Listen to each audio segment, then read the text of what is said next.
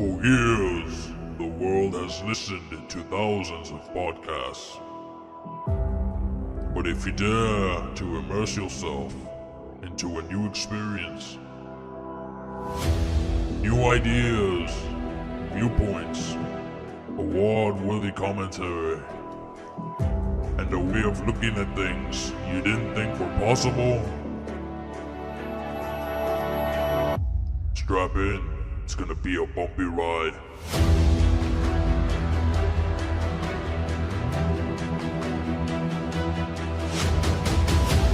Gaming, current events, local and global, finance, sports, religion, health, and everything else. It's all here. It's all here in the Data Podcast.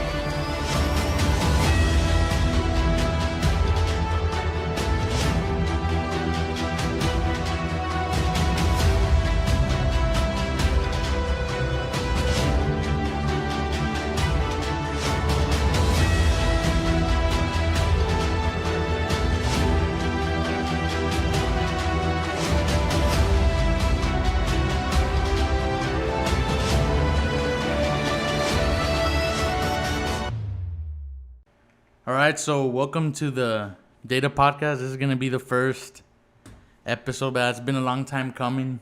I remember que we were talking about, you introduced me into the stock market y eso, and then you were like, como telling me, like, no, pues this is how you invest y así. And we were talking about, like, como future plans, and we were saying, no, pues, ¿verdad? Tuviera con ganas, ¿verdad? Hacer invest y así, and we were looking at Bitcoin and that kind of stuff. Y nomás tocó que I was talking about investments y así, and one of the things that I had said that we both agreed on was starting a podcast. Yeah. Like, hey, it'd be cool if we started a podcast. So, took a while, ¿verdad? I want to say maybe a year, más o menos. Y luego, pues, ya finally, ¿verdad? We're here, so, está con ganas. Yeah, so. I didn't think it was going to happen. I mean, when you said it, yeah. I was always very interested in podcasts. You know, sí. Yeah. Yeah, no, pues, I watch, like every now and then I'll be like como listening to different podcasts, and I'm like, pues it's interesting, like, like some of the conversations we have. I know, like, I would joke around, pero I was being serious. También it was like some of the discussions we'd have at work or outside of it on un break or lo que sea. I was like, hey, this might be pretty cool to like como bring it, record it, to like record it and like pues bring it and show it out there. So está con ganas eso. So yeah, because we have some very interesting topics a veces. Some controversial ideas. Yeah. We don't see eye to eye on everything, but most of the stuff, see. So, I guess we could introduce ourselves, ¿verdad? In this first episode, ¿verdad? So, I'll introduce you, ¿verdad? So, this is Cayetano Arevalo, Tano for short. We're around the same age group, 29 years old, turned 30 this year. Man of faith, ¿verdad? We're into sports. Games, similar stuff, stock markets, you know, pretty much similar things. Big fan of soccer, recently getting me into it también. I really don't know the sport. If I left anything out, man.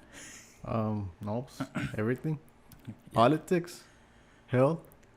We're going to talk about all those things. Todo eso, yeah. So, a ver, let's see. So, recently, in the news, I don't know if you've been watching what's going on in Cuba. I don't know if you're aware lo que está pasando allá. Something happened to the president, no? Well, that was in Haiti. Okay. So they assassinated that president, and it's like como like one thing leading on to another, like I guess like a domino effect kind of. I don't know if they're related or not, but it's like something happens and then this thing happens, and so now, probably something else is about to happen. So, in Cuba, what's going on is like the people that are finally rioting against. They're rioting against the government there, and pues it's like also South Africa, no, or Africa or somewhere. I think I saw some riots in Africa. See, somewhere over there. Yeah. Okay, so I haven't really heard about that one. Like more, I'm listening more to like or watching what's going on in Cuba, and it's like como, pues that's where like como you get like the idea of socialism, ¿verdad? And communism. And a lot of that, what the people are saying on the news, they're saying como like, pues it, like 60 years, ¿verdad? That this is happening. So I know I had heard that they took away their internet. All the people there, like there's like a blackout. And I think I want to say I saw a video, but I wasn't too sure. I need to research it more. But there was like this girl, and she puts like her camera, ¿verdad, in her room. And I want to say que like what I think I saw was like como she's saying like como they're coming after me, like they're coming after me, and I guess que it just cuts off there because they can't show anything beyond that. Pero it's crazy, bro. Like como they're killing the people allá. I know. I think yesterday we were talking about this. I was talking about this with my dad, and he says que in Venezuela like a similar thing is happening. Que over there, you know, that they're actually killing like at night. You know, they're killing the kids and people who are on the street. So. ¿Verdad? So now it's like you have like como in the U.S., ¿verdad? Which is where we're at, and you have, ¿verdad?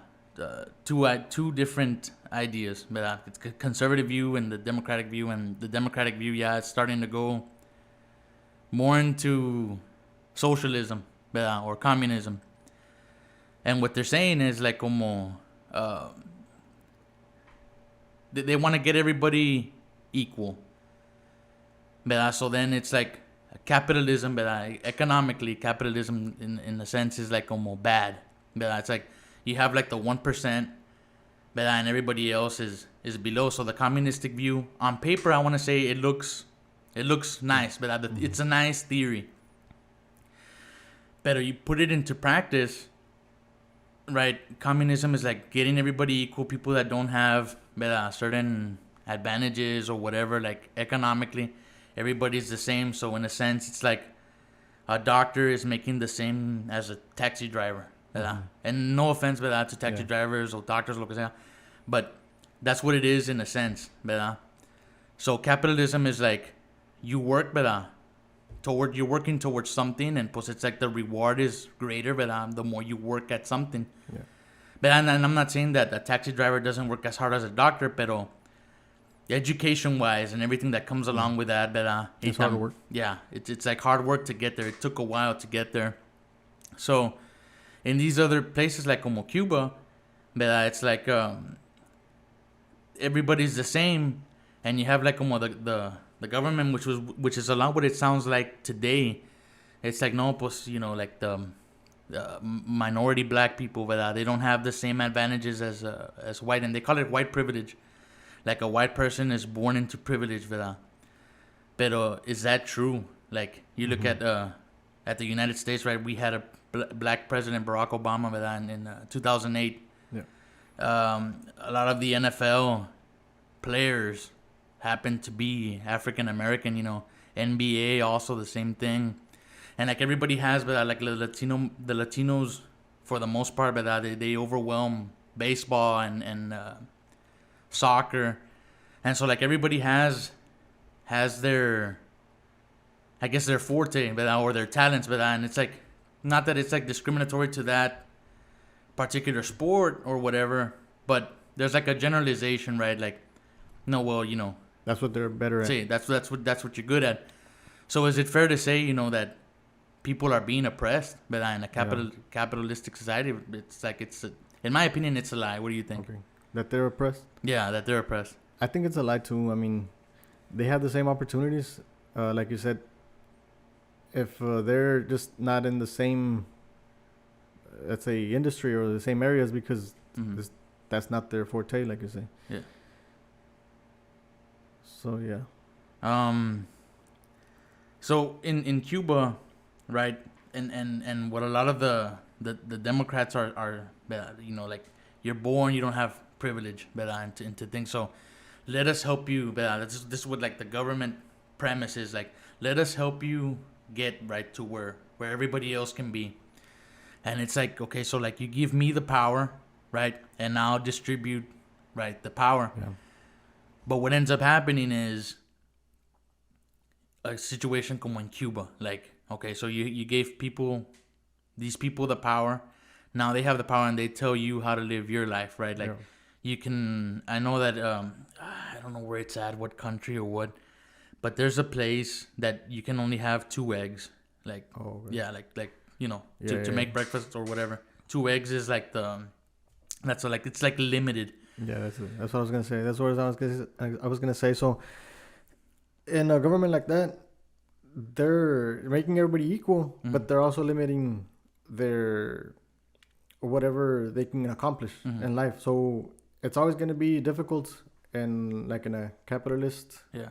country because you will always have a separation between those who have and those who don't, Mm-hmm. and the distinction is made from their hard work, like you say. Some of the people are being born into wealth or Mhm. whatever because of what their parents Yeah. or whatever did. But the beautiful thing is that even if you're born poor or in a minority or Mhm. whatever you want, you still have the opportunity Yeah. to advance in life. Even if you have certain doors closed that, Mm-hmm. let's say, white people or people with money Mhm. or have that you Yeah. don't have, there's still things that you can do to put yourself in that position, Mhm. in that situation. So in this other way of thinking, even if you're making everyone equal, you're kind of oppressing them in a certain way. It's Yeah. just limiting how Mhm. far they can go. How far they can go, yeah. Yeah. And what was I gonna say? So you give these people the power, right? And they, according to them, they distribute it, and you have. But it's my understanding from what I've read about Cuba. They don't let regular people, right, like you, me, or anybody else, like own a business. Yeah. Like everything is the government run. Like Walmart, right over there, would be like Isn't it like government run. if someone owns a business, they have to be like in partnership with the government, or is it 100% the government? I think I want to say it's 100% the government. Okay, because I was listening something to the radio that they were saying. I'm not sure exactly if there was like a business owner, but somehow the government is involved in like the money that they make or something. But this business was losing money or something. So now the president was looking at it in the other way and saying like, you know what, you need to Hmm. and make yourself independent from Yeah. us, so we don't want Yeah. to have to do with your losses. So, and if everything's good, then it's convenient for Uh-huh. the government. But if not, they'll drive themselves down. Also, if they're not doing everything the way they're supposed to. In Cuba. I don't know if it was Cuba. It was they were talking about this Mhm. in the radio. Maybe it was Venezuela or Cuba or something. Yeah. Okay. So then I was talking about my dad, right? He was saying like like we were saying like communism or socialism on paper looks nice, but for the most part. And he was saying that the price of medicine, right? We live on the border, so like you go to Mexico and like a lot of the prescription drugs are cheaper, right? On that as compared to in the United States. And in those, but it's like I don't know if how correct it is, but that over there everybody has health. Like como in Cuba, like not health insurance, but like They can go you to have the like you go to the doctor and everything is paid for. Like you end up in an accident, but let's say, and you just go to the hospital and they'll attend you and everything's just gonna be covered. And he was saying, how come like in the U.S. Drugs are more expensive, right, as compared to everywhere else? And I told him like, well, one of my observations, right, from watching like the rioters and stuff was there wasn't a lot of overweight people. That was one of the things that I saw. Like everybody, for the most part, they weren't athletic, pero they were not, would you consider that overweight or obese? Mm-hmm. So I was saying like, in the U.S., a lot of the health wise, the problems are hypertension, cholesterol, diabetes. Those are like the three main things. So like why you would end up in a hospital, right? So I was telling him, I bet you over there, if like you ran a statistic of how many people have that problem, it'd be significantly less than in the U.S. And I said, why is that, right? Here in the U.S., you have freedoms, right? Like nobody's telling you like, hey, go to McDonald's and get 4 burgers and 2 Cokes and 2 large fries. It's a choice. You make that choice, and you know that choice that would lead to health risks or hospitalization and stuff. So that's where I'm like, over there, those people, they don't have that. They don't have that luxury, where you can like, in a sense, like destroy your own life, and you pay the consequence. I was like, so I was telling him, like, the people who complain about drug prices, but in the U.S. and I get it, right? I understand, right? There's people who are financially challenged that like they can't make, they can't pay for certain, and with this, but we work in a pharmacy setting. A lot of the drugs, right, for 30 pills, 30 tablets, $900 for like a diabetic medication.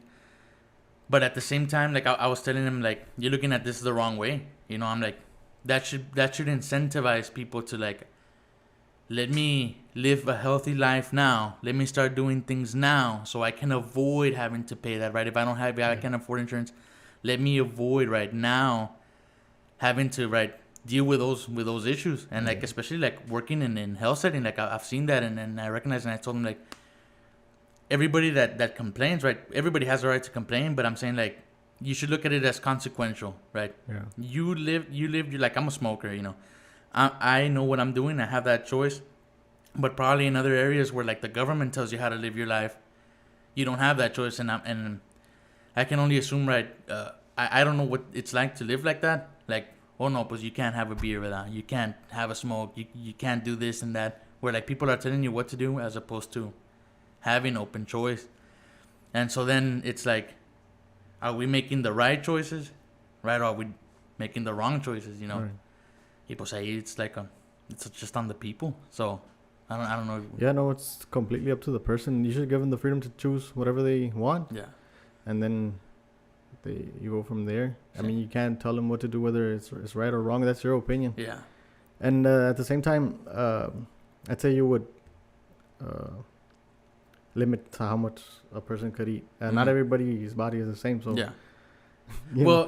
Well, yeah, there is that. Like if you look like bodybuilders, right? Like these guys that are in, and I was talking to you about this the other day. The guys that these big guys, Eddie Hall, I think is one of them. And I was looking at his like meals, and like this guy's eating like a lot of stuff, man. But at the same time, he's putting it to work. Like it's not like stagnant, I'm gonna eat all this and then I'm just gonna like lay on the couch. But no. Like this guy's like eating all this because he has to eat all that to like put out, to have the energy. To have the energy, to do what he does. Yeah. So that's where it's like, though everything else is like it's not just like in the health aspect, but it's like choice and everything else. Yeah. That's just one example. The freedom of choice. Yeah. That's what it is. And I don't know if you saw in the Olympics, esta Sha'Carri Richardson. She's from Dallas, Dallas, Texas, and she was like the fastest. Like, she was on her way right to the Tokyo Olympics. Yeah. And they did a drug test on her, and they found marijuana in her system, and they kicked performance enhancing drug. That's what they're calling it. Is marijuana, bro? Is marijuana performance enhancing? Performance enhancing? I don't think so. But if it's prohibited, I mean, you can't use it. Well, it's like the name, the technical term that they gave it there. Mm-hmm. Like to kick her out. Yeah. It falls, I guess, under those. Like marijuana for the most part, like makes you real slow, and it's like. Okay. But at the same time, it lowers your heart rate, so maybe you have more stamina. You think so? Maybe. Do you think that there's like an enhancement that would go on with? I don't know, man. It's weird, man. Like and now it's cool because so this happened to her, and now there's a discussion going on about this, like marijuana, right? It's not performance enhancing like in any way. Like I've tried it, when I was in my teens. Then I fell asleep, man. Yeah. Like I didn't feel like Superman or anything. Yeah, well, I've heard this, but it was from alcohol and not from weed, right? So there was a guy in the bottom of the ocean that had their submarine broke or whatever, and then he had to swim all the way up to survive, and his survival chances were very low. Yeah. But since he was drinking, supposedly they think that it was because of this. So he was drinking, so that lowered his heart rate, allowing him to stay calm and allowing his heart to last, until he made it out and he survived. Okay. So if he wouldn't have taken that, the alcohol, maybe his heart wouldn't have survived, you know. Okay, that's So yeah. like in the Olympics, Mhm. where it's very strainful on the heart, right? If you're Mhm. depending on what the sport is, Yeah. it could be the difference maker between maybe someone feels extremely tired and they're gonna Yeah. give up early, and then Uh-huh. it will. That's enhance it, I interesting, guess. man. That's interesting that you were saying about the submarine. Like Yeah. those people, right? Well, not people in submarines, but people that dive, right? Yeah. I think the human body can only go so many feet Yeah. underwater, and it's my understanding that you have to, when you're coming back up, you have to like come at a certain rate. Anything faster than that, Oh, I think that your blood. something they were Bubbles. saying something about that. They were saying Yeah. like his survival was more miraculous than anything, Uh huh. but they were saying that might have Yeah. played a factor. Yeah, they because- say like I think it's like the blood bubbles or something. Like Yeah. there's a lot of nitrogen that I don't know what the exact science that happens, but people get into big health risk Yeah. when you go diving. Let's see. I wanted to talk about what we were talking about earlier, the obesity here in Okay. the U.S. Right? Yeah. So I think that's all about to change, maybe a little bit for the best. Since before, I don't know, I've noticed sometime back a lot of people being interested in exercising, Okay. being active, Yeah, yeah. and watching their diets, Yeah. and that's because of our smartphones, I guess. Okay. We were able to search Yeah, everything, like and we the know little apps. how and, many calories yeah. I can take and all Mhm. that. And before that, the doctors weren't really educating us on how we should exercise Yeah. or what Uh-huh. food we should eat or not Yeah, eat. yeah. And I mean, even though we know, we still do a very bad job of eating the Mhm. right things and exercising Yeah, as yeah. much as we have to. But I think now there's a lot more people aware and they're exercising a lot more and they're Okay. eating healthier. Yeah. That's what I see. hmm You know, you have the smart watches watching their Those Fitbits and yeah. all those apps.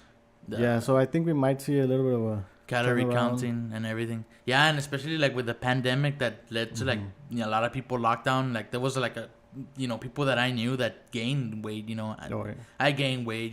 For the most part, everybody did, right? Because like they told you to stay indoors, and at first it was like, what was it, 2 weeks to slow the spread or Yeah. 7 days? I can't remember. I think that if you had to quarantine because Yeah. you were in contact or something, Oh 2 yeah, weeks. yeah, 2 weeks, and then so people weren't going out because a lot of places closed down, and Yeah. I remember when that was starting to happen, I was still going to school, and then it was like one day to the next. It's like, no, well, university's canceled, and they started just shutting everything down, and it's like something from a movie, man. Like it's Yeah. like you saw like all these local businesses, right, just shutting down. Right where we work, Mhm. we didn't let people come into the place, and I want to say that all of that, right, the movement, right, people just became static because suppose that's you couldn't do anything, and I know that I think here in Starr County we had curfew. Like if you were caught after 6 o'clock or something, they'd arrest you, and like, I don't know about arresting. Yeah, but yeah. There was a curfew. yeah, I want to say that they would arrest you, and like you would have to pay the fines, like Oh, really? $1,000 fines and everything. So it's like, It was only for a few weeks or what? I think that they had done this for like a month. Oh, okay. Yeah, it was I like know a that there month. was a curfew, but I Yeah. don't know what the. Yeah, I want what to the say it was consequences like 7 o'clock was like the 7 or 8, somewhere are. there. Yeah. And I know like even where we work, like I think the hours also Yeah. like they were significantly, and everywhere else too. Mm-hmm. Like doctors, even doctors' offices, they weren't seeing. Remember Yeah, I we had know gone they to were. go visit. I barely went. I Yeah. went today actually to the Mhm. doctor. Oh, and they have the doors open, but I think a few months back, a month back, you can go inside. Yeah, like in even like now, there's some doctors here that, oh no, the doctor doesn't see Yeah. anybody. Oh well, then how does he see people? Oh, through like a video. Yeah. And it's like, well, how does he know? If he's not there, it's like, And yeah, a lot of people had minor things that they couldn't see the doctor for. Sí. They'll just send them antibiotics or whatever. But yeah, you think a lot of people gain weight and also mental health issues. Oh, I yeah, think I man. heard. Oh, yeah. Because being yeah, and it's- alone and, yeah. and you're trapped Mhm. in your house in your for own so house, long. or like with like people who are married and have kids, like trapped in there, Yeah. right? And like I know that like If you're not domestic used to it. violence cases went Divorces up also, right? The- Because the man and the woman are not used to being together all day. together so long. No. Yeah, Yeah, no, that sucks, man. That happened, pero it's like now we see like when all of this was happening, like I remember it was like they were looking at the valley. They're like, it wasn't like, oh no, just Stark County. No, it's like the valley. Like, how many cases are in the valley? No, well, there's one case in Laredo. Oh, I there's started one with case one. in, like, one guy in Laredo. Oh, well, now it's a couple from Missouri or something that was in the island, right? It was around. And they were all coming in from. They had traveled somewhere. Yeah, in spring break in South Padre Island, okay. and there were like 2 people there, right? So so then right, we're like every night watching the news. Like that's when I was like watching the news to see what's going on, right? And they're like, no, well, this couple from that came for spring break in the island, right? And they send them back, and then I don't know, we're just like a wildfire, man. Just everybody like. Personally, like me, anybody I know, not anybody I know, like, and what I mean no is like close, like family or anything. I know my grandpa got it, but I don't know if he got tested for the virus. But other than that, like some of our coworkers, 2 of them, they ended up getting it, and it was always bizarre, like. I remember always thinking like because I would come home, bro. I'd like come home. I'd take off the uniform. I would actually enter through the side, through like the side of there's like the door right in front of the laundry room. I'd go in through there. I wouldn't come to the rest of the house. I'd go there, take off the scrubs, put them to wash, hot water, jump in the shower, and then come out like to the rest of the house. And so like I was being like extra cautious in the beginning. I'm like after like because they said like 2 weeks to slow the spread, like. Social distance, right? Quarantine yourself, whatever. And then after like 2 months of this like continuous thing, I was like, yeah, it was like we work in a retail setting, like we're still dealing with people, like, and my sister also like she works in a retail with customer service and stuff, and I'm like, none of us, like me or her, are getting sick. So like my other cousins, right? They work as teachers, so. Teachers, like, they ended up working from home. My other cousin, who's a nurse also, like, he ended up, I think he actually quit. Like, he quit his job. And so, like, they weren't, right, they were, like, quarantining. Like, they weren't going out, like. But we were, and I studied it, and I said, like, it would have been, like, with all the cases that were going on, I was thinking, like, it would have been that I would have gone sick by now. Like, going out because even like I don't know if you remember, like we had to bring lunch from home because we couldn't go out, and then they lifted that, and then we could go out, right, to Whataburger or Jack, whatever. We're eating out every day. Every day, and it's like we weren't getting sick, and then so that's where like I ended up getting the dang vaccine, but it's like, did I need it? Like maybe like my immune system was already strong enough, like. Because the chances, man, like working in a retail setting, like you would have thought that all of us, right, all of our coworkers, all of us, would be, especially the drivers, right, like where we work, like we have like drivers that go out and visit patients. Like you would have thought that they would have gone sick and they would have given it to us, right, seeing all the people, but it didn't happen like that. So it's bizarre, and I'm like kind of caught in the middle, like, is this thing real? Oh, okay. Like, and what I mean by that is like, I'm not saying like, I understand there's coronaviruses. I took virology. I have like a general idea of the virus. But is it exaggerated to like some lengths, you know, that like, you know, like compared to there's worse viruses, like, what is that one called? Ebola? That's the one where, like, the nurses, right, they started tearing blood from the nose, diarrhea, blood. There's worse viruses. Yeah, but those are worse, and they might be highly contagious as well, but maybe the person who gets it dies too quickly, and maybe that's why it doesn't spread as much as this one. Like, this one doesn't have a high... It does have a high lethality rate. Yeah, okay. But it's not as high as others. It's like higher than the flu, but not as high as, let's say, the Ebola. Yeah. But it does have a high spread rate. Okay. So I think that we acted in such an unprecedented way that we weren't, didn't see how bad it could have gotten. Yeah. That's what I think. Okay.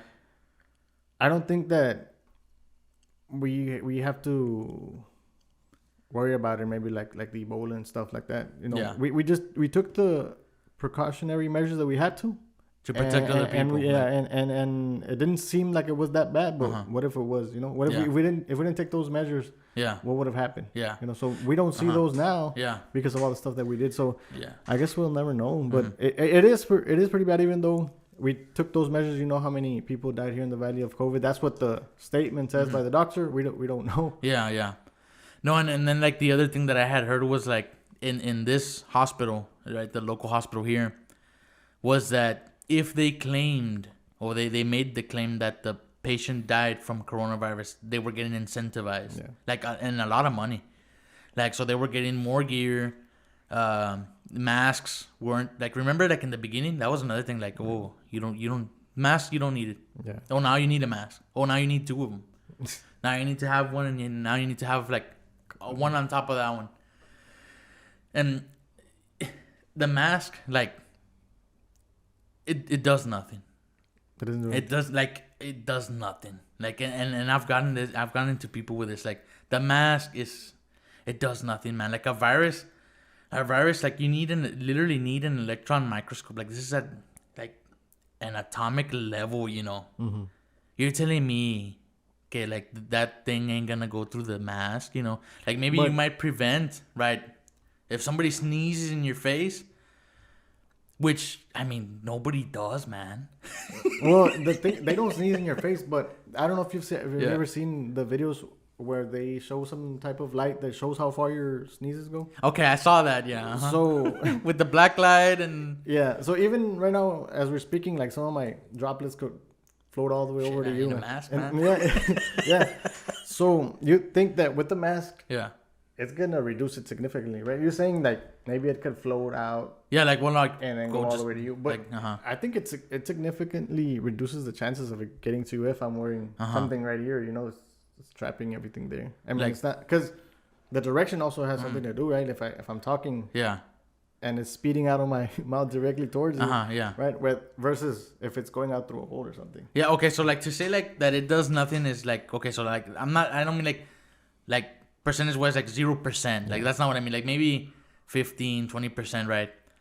But if you wanted 100%, you know what a mask is. Oh no, I believe the same way. I mean, I wasn't believing in the mask with all my heart, you know. But whatever percentage we can reduce from, because the reality is that most of the people aren't dying. The people who are dying are elderly or people who are sick. Yeah. So as a whole, even if I'm not scared of dying and I don't care if I get the virus or if I give it to you, you know, all the measures that we took are to protect other people. Yeah. So if it reduces, let's say, like you said, maybe 15%. I think the mask reduces a lot more than that if you wear it the right way all day, right? Yeah. I never wear it the right way. So if you're gonna reduce even 15% of the people who were gonna die, then you've done something right, you know. Yeah. Okay. That's the only reason I would agree with it. But I don't believe in the mask either. I wish I never had to wear it. Yeah. I don't like it. Yeah. Or the vaccine, but I just do it for the general public, you know, for other people. But like, is it necessary? Like, wear the mask, right? At first, it was like wear the mask indoors, like, right? And then it was like, no, wear the mask. Like, if you go out of your house, like, wear the mask to go grab the mail, you know? Yeah.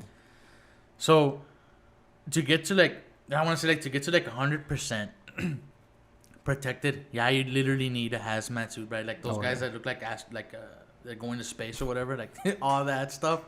That would get you to like maybe closer to 100%. And I remember actually one time, I can't remember where I was at or who I was visiting, like, but it was during the pandemic, and I ended up going to the hospital, right? We were visiting somebody. I was with someone. I can't remember who it was. And the floor, right? You hit the elevator, the floor stopped in a place where it wasn't supposed to. Like I think I was coming down, but the floor stopped like in the 5th floor or something. And I remember just as soon as the elevator opened, everybody with hazmat suits and Oh. like and And you that just floor. you see like an alarm like like man, bro. You're scared. Like something, and I'm like clicking the button. Close I'm the like, door. close the door. Yeah, and that's where I was like, okay, you need that kind of protection, right? To have, literally 100%, Yeah, but that's I guess that was the floor where they were working with the COVID patients. with the COVID patients. Yeah. Yeah, I mean, I have no idea, man. Like, I haven't caught the thing. I know one of our coworkers did, and he told me like he actually like grabbed Clorox and put it in his face. And he couldn't smell. He couldn't smell the Couldn't smell the Clorox. but the fumes like affected. They do affect the eyes, so Yeah. he was still able to Tear tear. up. But he said he couldn't smell, and that's crazy because Yeah. Clorox is it's Strong. powerful, And anyway, continue. Yeah. So that's what he had said that had happened to him, and he said that food also. I mean, I wonder what that is, bro. Like, I don't want to get the virus, right? Because I'm scared, I was gonna say that maybe we already got it, or we just don't know. We're asymptomatic. right?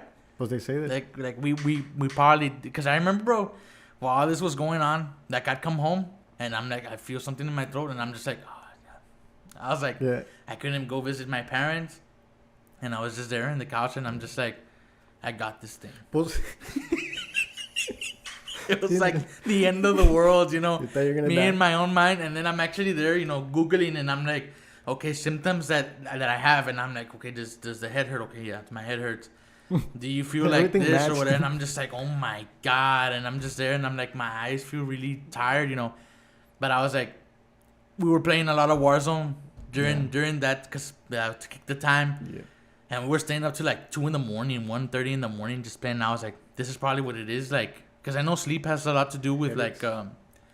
the immune system Yeah. and with the Oh, body yeah. in general, like to be healthy, So I was like, that's probably what it is. But I remember sometimes I'd come home and panic, bro. Like I'm just like, But it only lasts that day.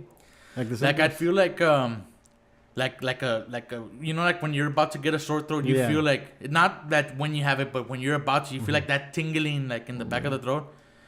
And I thought, yo, bro, I was like Listerine, and I'm But brushing it's- my teeth, and I'm doing all these things, and Did watching. you feel the body aches?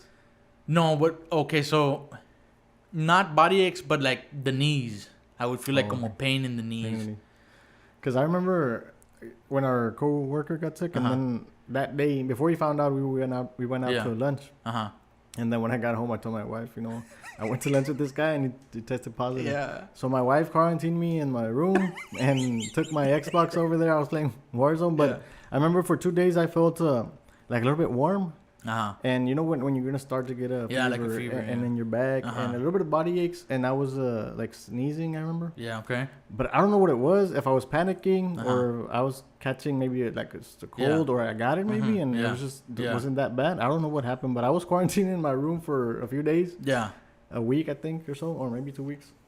But it was just for a little while, for like a day or two, and then I didn't think that I got sick. I just thought that it was my own Same. mind playing Yeah, tricks yeah. on me.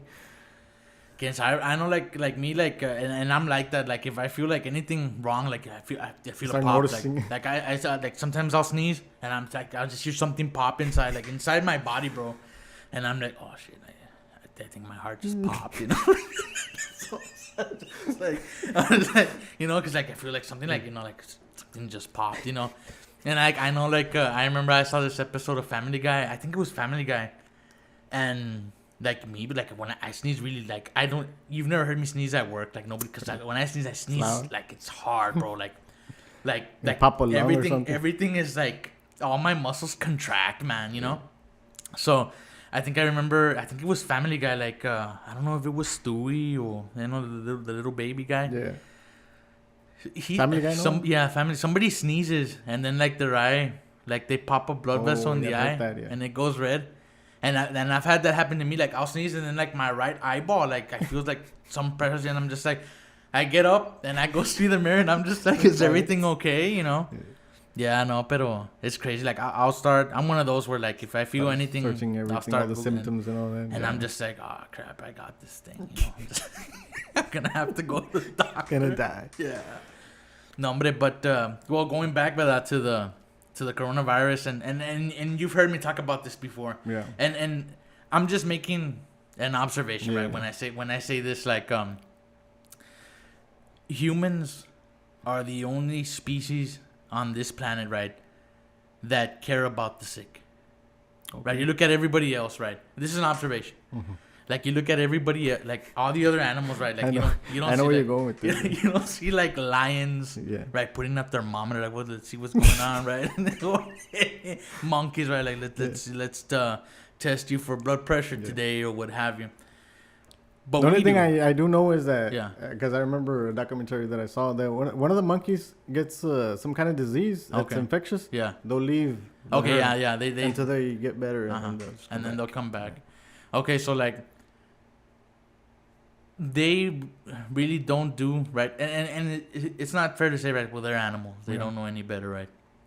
But What about? I'm sorry, I just Uh-huh. remembered this one. okay, What about the bird that goes and eats the thing off the crocodile's teeth? Is that considered maybe taking some health care? well, the you know, crocodile? like I know, like sharks, you know, like when the shark swims, like it also has like these I don't know what the species of fish is, but when you see a shark swimming, right, it has like these little guys, these little fish swimming right next to him, and you're like, why doesn't the shark just eat that guy? Like, right? The Yeah. shark's gotta be hungry. Like, just eat your friend. It's like right there. But apparently, those fish that swim by that shark, right, they serve a purpose. Like they'll eat the For the shark's like health. the skin, like the I guess like the I don't know. I mean, Off of the skin? like not like I guess I want to say like if maybe the shark gets into like an attack, right? Or like I honestly don't like they don't have like dry skin, but I'm assuming it would be something like that where like the skin, maybe the sharks shred skin, and so this little fish, right, they're kind of big, they swim right by the great white, and so they'll eat off, right, the maintenance in the area. like they're like cleaning the shark in a sense, and like also like I don't know if they go into the teeth, but I do know like part of the jaw, they'll like kind of clear it out, so it's like your own toothpick and your personal, right, shampoo, I guess, and right, your body wash, like this little guy that swims by you. But I want to say like health wise and evolutionary wise, right? You've heard me say this before, Yeah.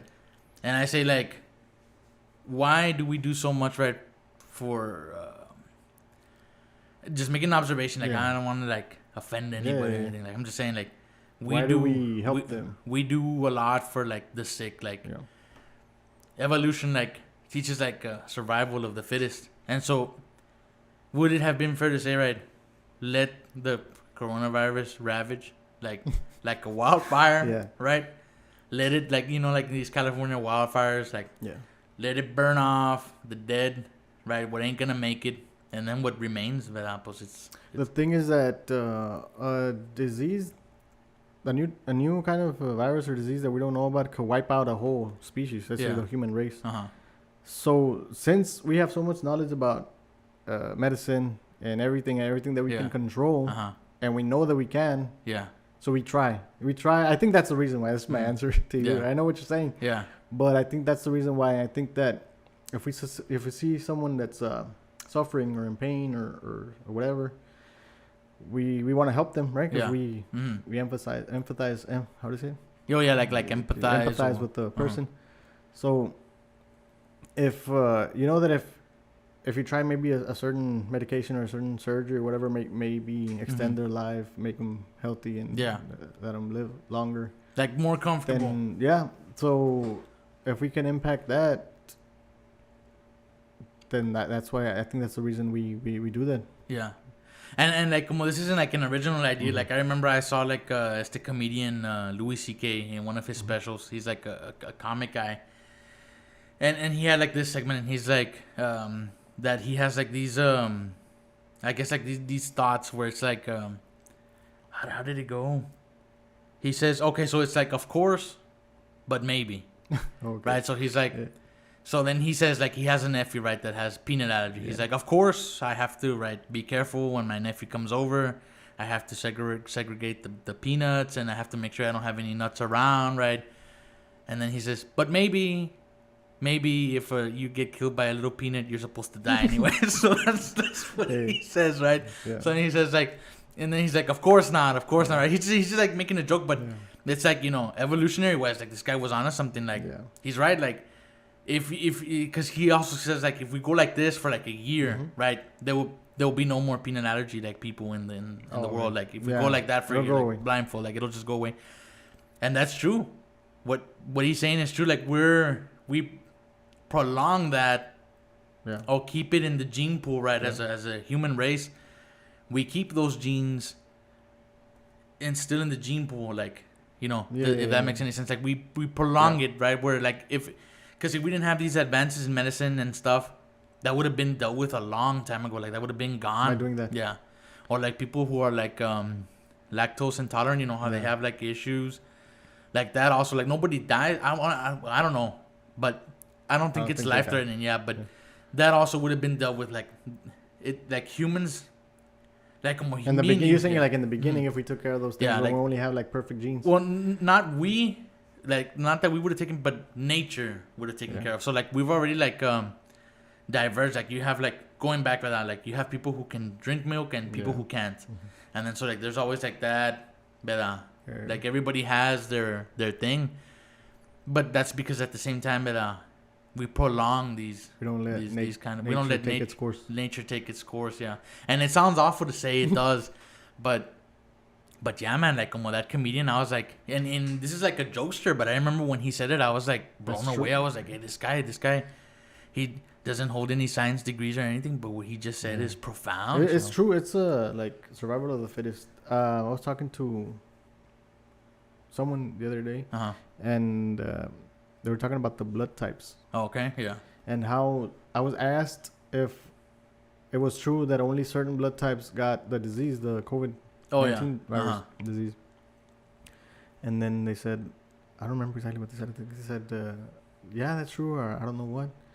And I was like, oh, I think I have the other type of blood. I was like, the rare type of blood. Which is it? I don't remember exactly. AB negative, no. It's the rare type of blood. So it's like, yeah, there's not that many of that blood type because that is the blood type that would be more suspenseful to getting the virus. So those have died off. You know, it's kind of like what he was trying to say. Yeah, it goes back to what you're saying. He was right? he was like saying like because it's so rare, you don't see Not a lot of people have that blood type. There's not that statistically there won't be that many with that blood type that get the virus. Because maybe in the past that specific blood type was more susceptible to certain diseases or viruses. Yeah, that's what I got from the guy. Me in the beginning, like with the whole pandemic and the coronavirus and everything, I acknowledge that it was real, right? There's a virus out there, you know. They're talking about it, you know. This thing is breaking out, right? But what I didn't want to believe was that it was human made or human like manipulated by people. I didn't want to accept that. And I remember like in the beginning, like it was like a big thing to say like, oh, but this came out of China, you know, this came out of the Wuhan lab or whatever. But it turns out now that's correct. Yeah, that it came out of the lab. They find out that I think there was like 3 scientists that were working in that particular, and it wasn't on purpose. Like they were doing that. What do they call it? They call it something advantage. I can't remember the name, but it's like working with animal viruses because like animals have viruses and not all of them can get transferred to a human host unless you interfere in that. So that interference, right, where humans manipulate the virus to make it like where a human could get it. They there's a word for that. I can't remember what it is, but they found out that it leaked like by accident. Like one of the I don't know if all 3 scientists or what. This is what they're saying or what's going on in the news, that they left the lab, right, and they didn't know they had it, and then it just it just spread. So that's where it's like there were a lot of rumors about that. Like, was it on purpose? That I have no idea. It may have been. Like, I have no idea. But were they manipulating this virus? Yes, they were. Was it leaked? Yes, it was. Was it on purpose? I don't know. It might have been. It might have been on purpose, and if it was... Nowadays, man, if you think about how countries could have the upper hand weapon-wise, and think about how you could use bioweapons, you just never know what Like, what was countries, that? you know, they're capable of doing Yeah. a lot, but Uh-huh. what they do it, you know. Yeah, like what was it? President Assad, I think. Was it Assad in Syria who used chemical weapons for a while? He was like chemical weapon his own people. But if it was on purpose, this is where we're gonna get into like dealing with higher powers. People are gonna be in big trouble, like with the Creator, with God. Oh, But you have like you do something like this. Right. If it was on purpose, I'm saying like you do something like this where it doesn't just affect like a couple of people. No, this is like worldwide people. A lot of people died. Right. And then there's probably people that'll listen to this and they probably have family members, right? That like I know like I have one family member who got the virus, right? My grandpa. And then the pneumonia was the one that ended him up killing him. And there's probably a lot of people, right, that they have loved ones, that the virus took them. So to say that it's fake, it's not correct, and it's like a disrespect. And so when I hear people say like, no, but it's not real, like, no, you're being disrespectful now, especially like people that work in the healthcare setting. But if it was on purpose, right, like they released this thing, and they're in big trouble with God, man. Like you killed off a lot of people, like, and I don't know if it was one person or if it was a group of people or like a board of people. Yeah.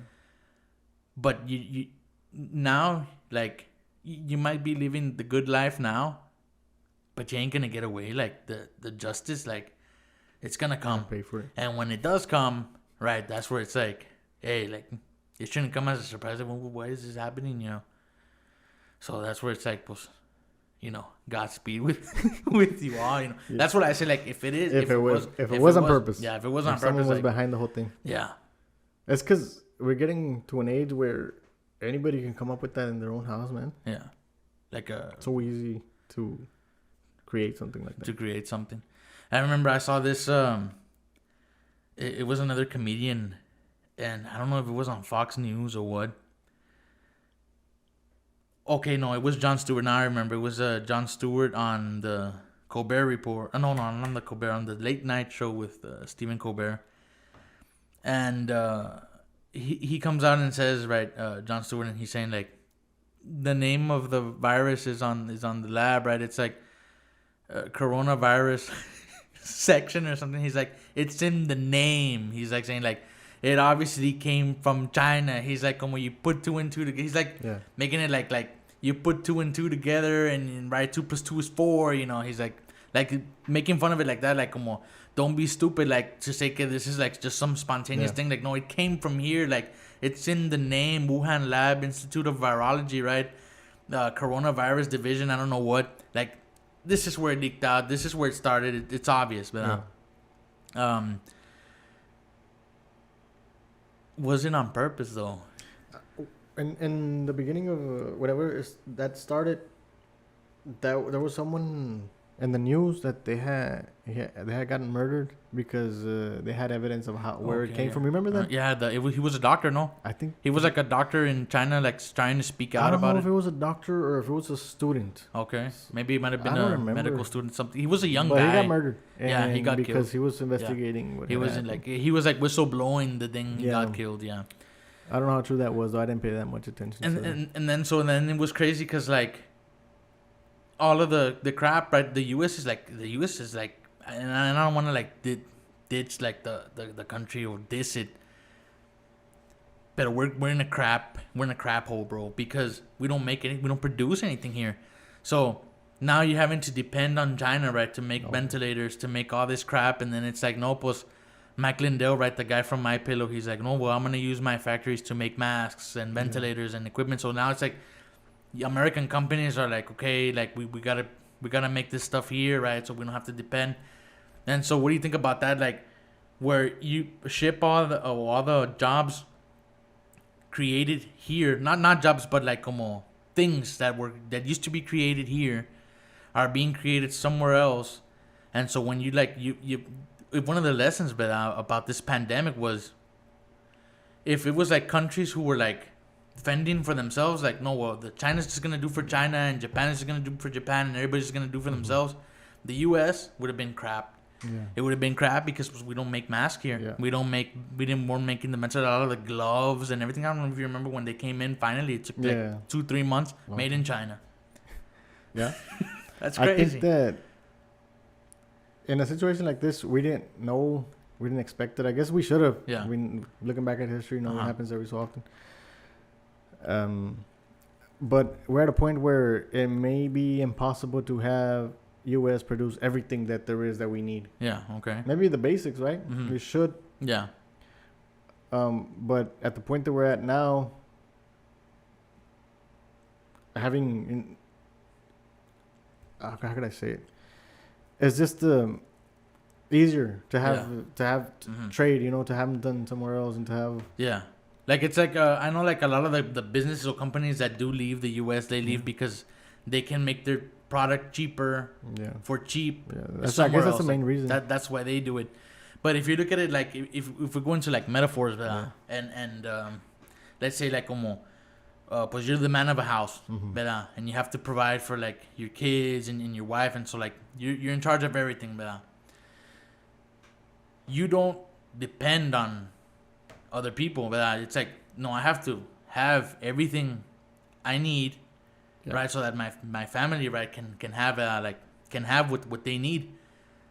A country kind of is kind of the same. Like, okay, so I'm have a country, right? I should have everything I need for the people, right, that I care about, right?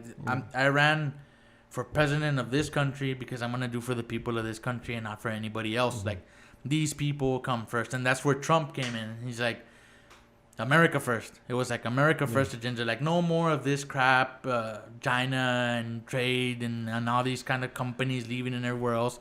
It's like America first, build it here, and if you're gonna import it here, like I'm gonna tax it at an insane price, so it's gonna cost you. I guess this goes back to the topic of capitalism, where these big corporations or companies, even if they're small, because they're getting a higher profit, Yeah. doing their manufacturing, whatever, overseas. I guess capitalism, I guess, would allow you to do whatever you want so you can be more profitable or whatever, right? Yeah. But then if you go too far to the left, I guess, and you want to regulate everything, and you're not allowed to do that anymore, Yeah. Then you end up regulating too many things. But I guess what I'm trying to say is, in the form of capitalism, there still needs to be some sort of regulation, so that way we can control that a little bit more Okay. to having it in our.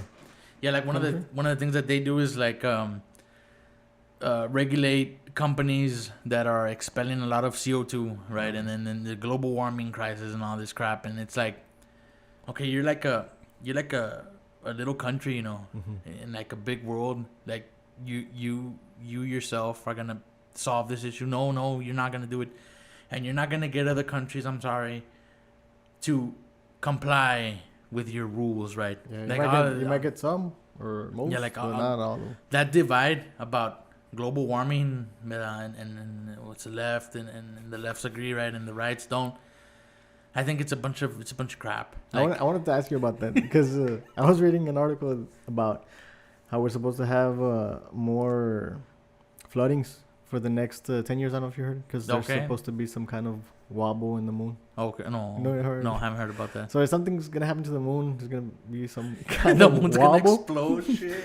and it's gonna cause more floods. Okay, but they're also tying the floods. I guess the moon wobbling is a natural occurrence that happens every so often, and the flooding, I guess, also. But now, since you add that to climate change, and now they're saying that there's should be more flooding. They're predicting more flooding for the next 10 years.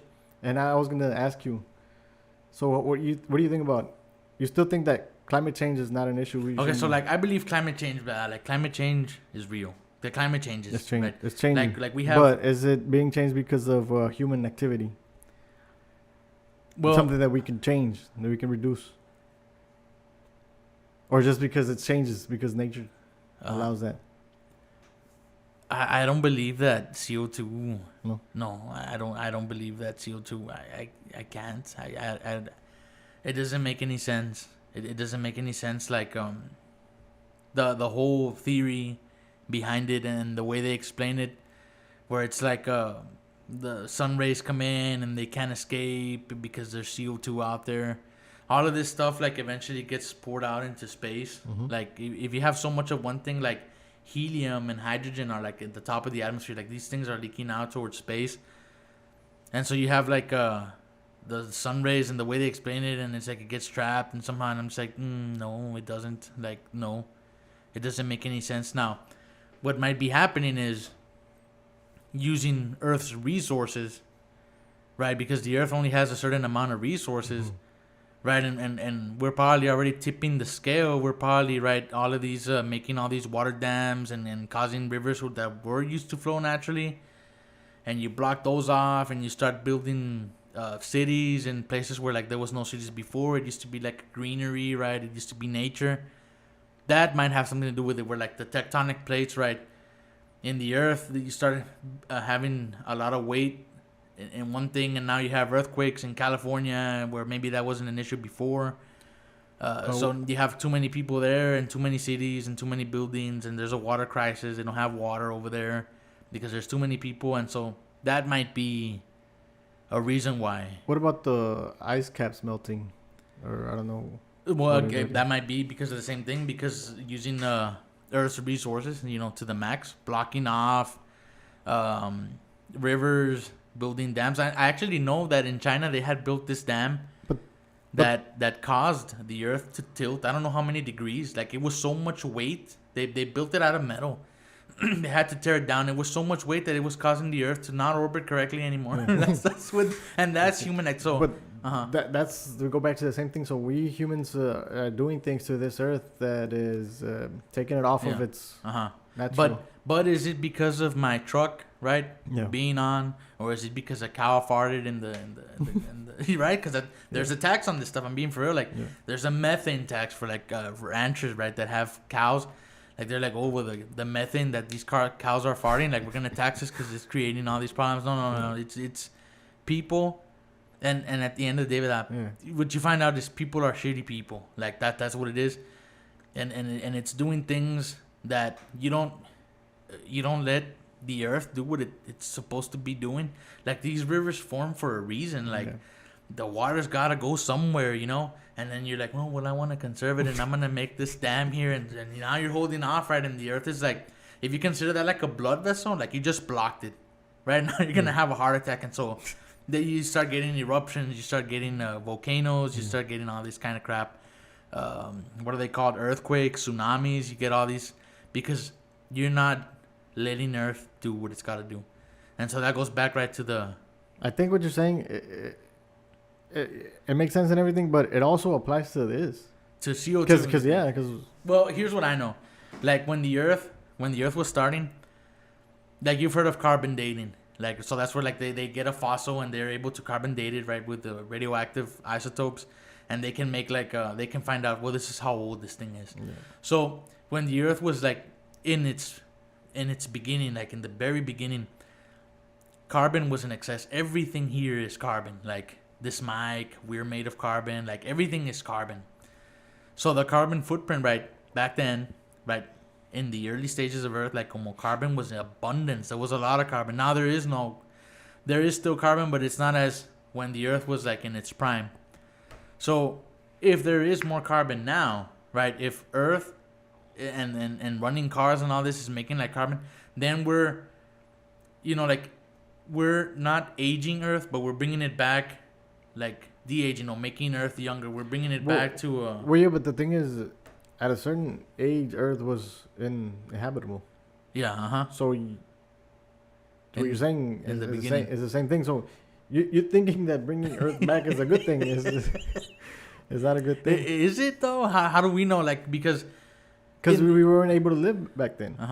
I mean, that was because there was nothing in the beginning, right? Like, there was no life. There was no life. Like, God made the Earth, right, and everything, and He didn't make people to like the I don't know what day was it, 6th day or something. Mm-hmm. So there was no. In the beginning, it was just carbon. Like, we're made of carbon. Literally, we're made of carbon. Like, so in my mind, carbon is a good thing. It's what I'm made up of, Yeah. And I say, like, carbon is a good thing. Now, maybe it might be right. Okay.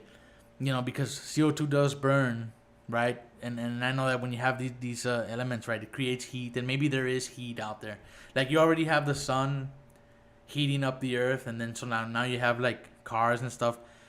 But I mean, come on, man, like it's so small, like on a global scale. Not everybody drives a car to begin with. No way. If everybody did, then I might be able to see something more where it's like, okay, so now, right, I know that it makes cities, But it's not only cars though. well, like factories also. Like I know like cities, like they say, like in if you look like at Houston, from like from not from the city, but like from a distance, like you can see the smog on Yeah. the, like you see like this fog Yeah. haze. Because everything that we were using right now, the mics, cameras, or even our phone, I guess, Uh-huh. because you're using internet Yeah. and all that to be powered up Mhm. is done by, factories that By have factories. these. Yeah. Mhm. They're emitting Yeah.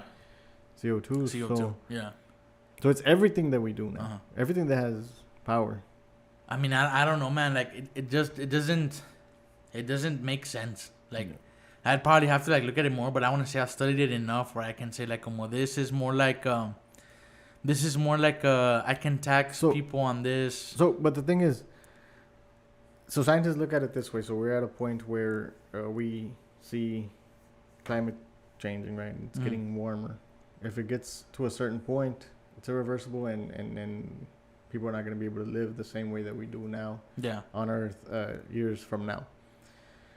So that's true. Mm-hmm. That's evident. So what you're saying is that the scientists or whatever are looking at it from the wrong, trying to fix the wrong thing. Like, it is true that it's happening, but this is not what we should be fixing. We should be fixing something else, so that we can stop that. Or there's no way you can stop it. It's just something that is happening. That has to happen. I would say that the issue would be like the scientists politicized it, or maybe politics politicized a science issue, and so because they did that, right, for the most part, politics and science, and it's like everything else, like Yeah. religion and politics don't mix and stuff.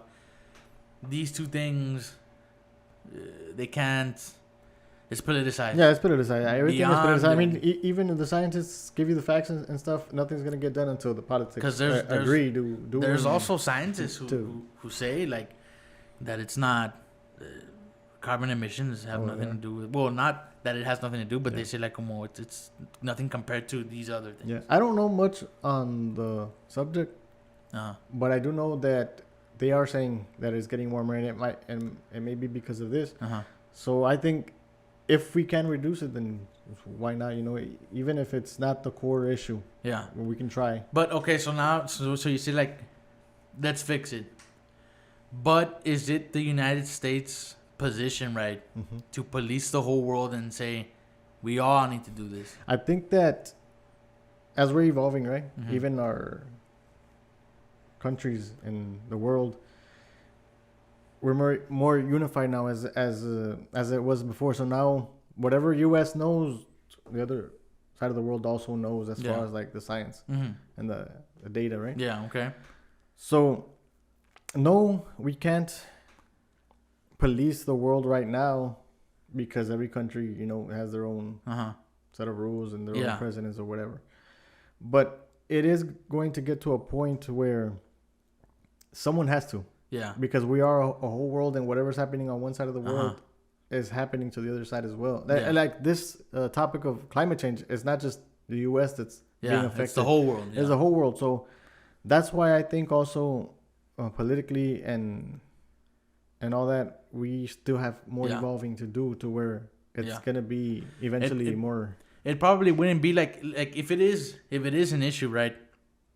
It probably wouldn't be until like the human species, right, reaches like the guy in the movie The Day the Earth Stood Still. I don't know if you saw that one. I don't remember how. It's the one where like I think Keanu Reeves stars in this one. Yeah, it's Keanu Reeves, and he comes down, and he's like an alien, and it's like this sphere thing. It's like an ark, right? Like Noah's Ark, and it's like this sphere thing that lands in Central Park in New York.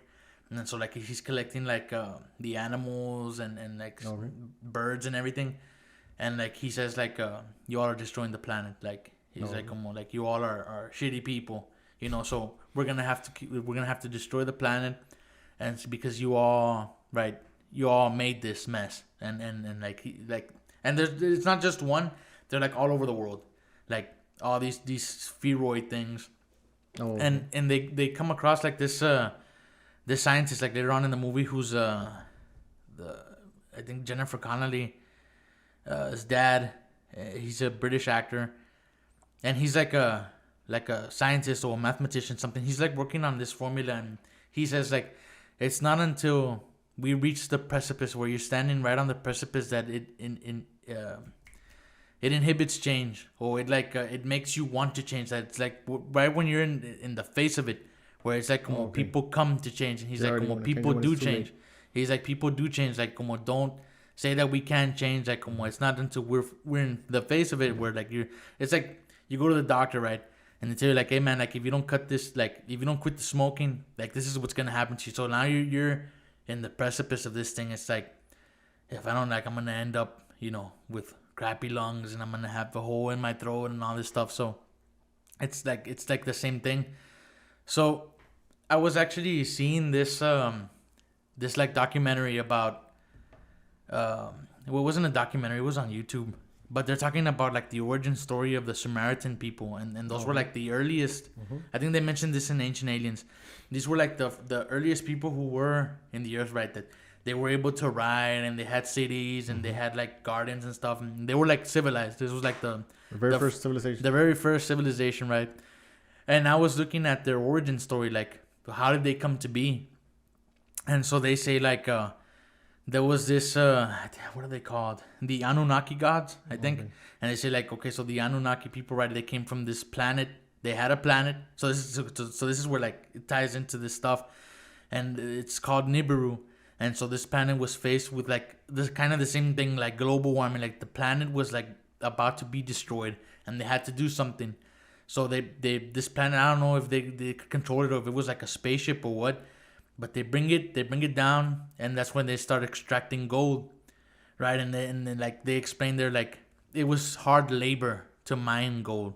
So they're like, okay, so let's make people, right? These are the gods, like, let's make people. So they created people, but then some of those alien peoples made it with the first humans, and they created the Nephilim. And they talk about this in the book of Genesis, like they mention the Nephilim, and these were like giants, you know, like half beast and man, and like these weird things. So then they destroyed those guys. They got like their own DNA and infused it with their own, and that's where they came up with Adam. And so they mentioned this, like como the Samaritan, right, in the clay tablets, like they mention Adam, and they call him Adamu. And they're like, so this is like the first man, and he's like one of us, and we made him in our image and this stuff. And like, it's like a garden. And they mentioned the Garden of Eden also. And they're like, so like to extract gold, because gold was, apparently gold has like properties that block radiation or radioactive chemicals. So they were able to, in a sense, cleanse Nibiru, right, their planet, with gold. And so that's why gold is like we don't know why, right? Usually like it's like a metal, but it's valuable. And it goes back, according to like from what I was seeing, I was like, it was pretty interesting where like a planet like the Earth, and you're mentioning the carbon and all of this global change, gold was the answer. That to save that planet. To save the planet, yeah, that's crazy. So what does that mean, man? You know? Well, I mean, as technology advances, we're using more and more technology. We're probably going to use some technology to help the Earth from being destroyed in the future. Gold is a very important component for technology. Yeah. So you think that's what they used it for? Like, well, if these things were even real, man. Yeah. Like these alien things, like they. Yeah, this is just a story. I mean, I don't believe that one. Yeah. One bit. But just in the sense of theoretically, how using gold. Yeah, it's a conductor of electricity. Is like the best, considered one of the best conductors of electricity or something like that. Yeah. So, in a lot of the documentaries that I watch, also about the universe and stuff. Yeah. They mentioned They that mentioned gold is gold. gonna be like used a lot in like the a- air spacecraft and stuff like in that. spacecraft. I know, like they want to like como try to like gold plate the nerves, like the inside the brain, Okay. the neurons and stuff, like the axons and everything, because like it'll make you, I guess, process information more quicker, like More efficient. something like that. Yeah, but it was interesting that gold was like The answer to.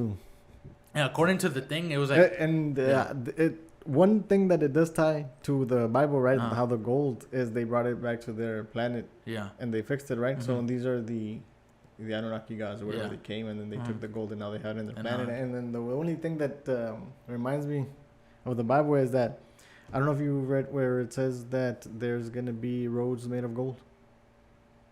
is that like in heaven? Like when Yeah, it's in heaven. Okay, Yeah. yeah. So does that? Oh man, wouldn't that be something, bro?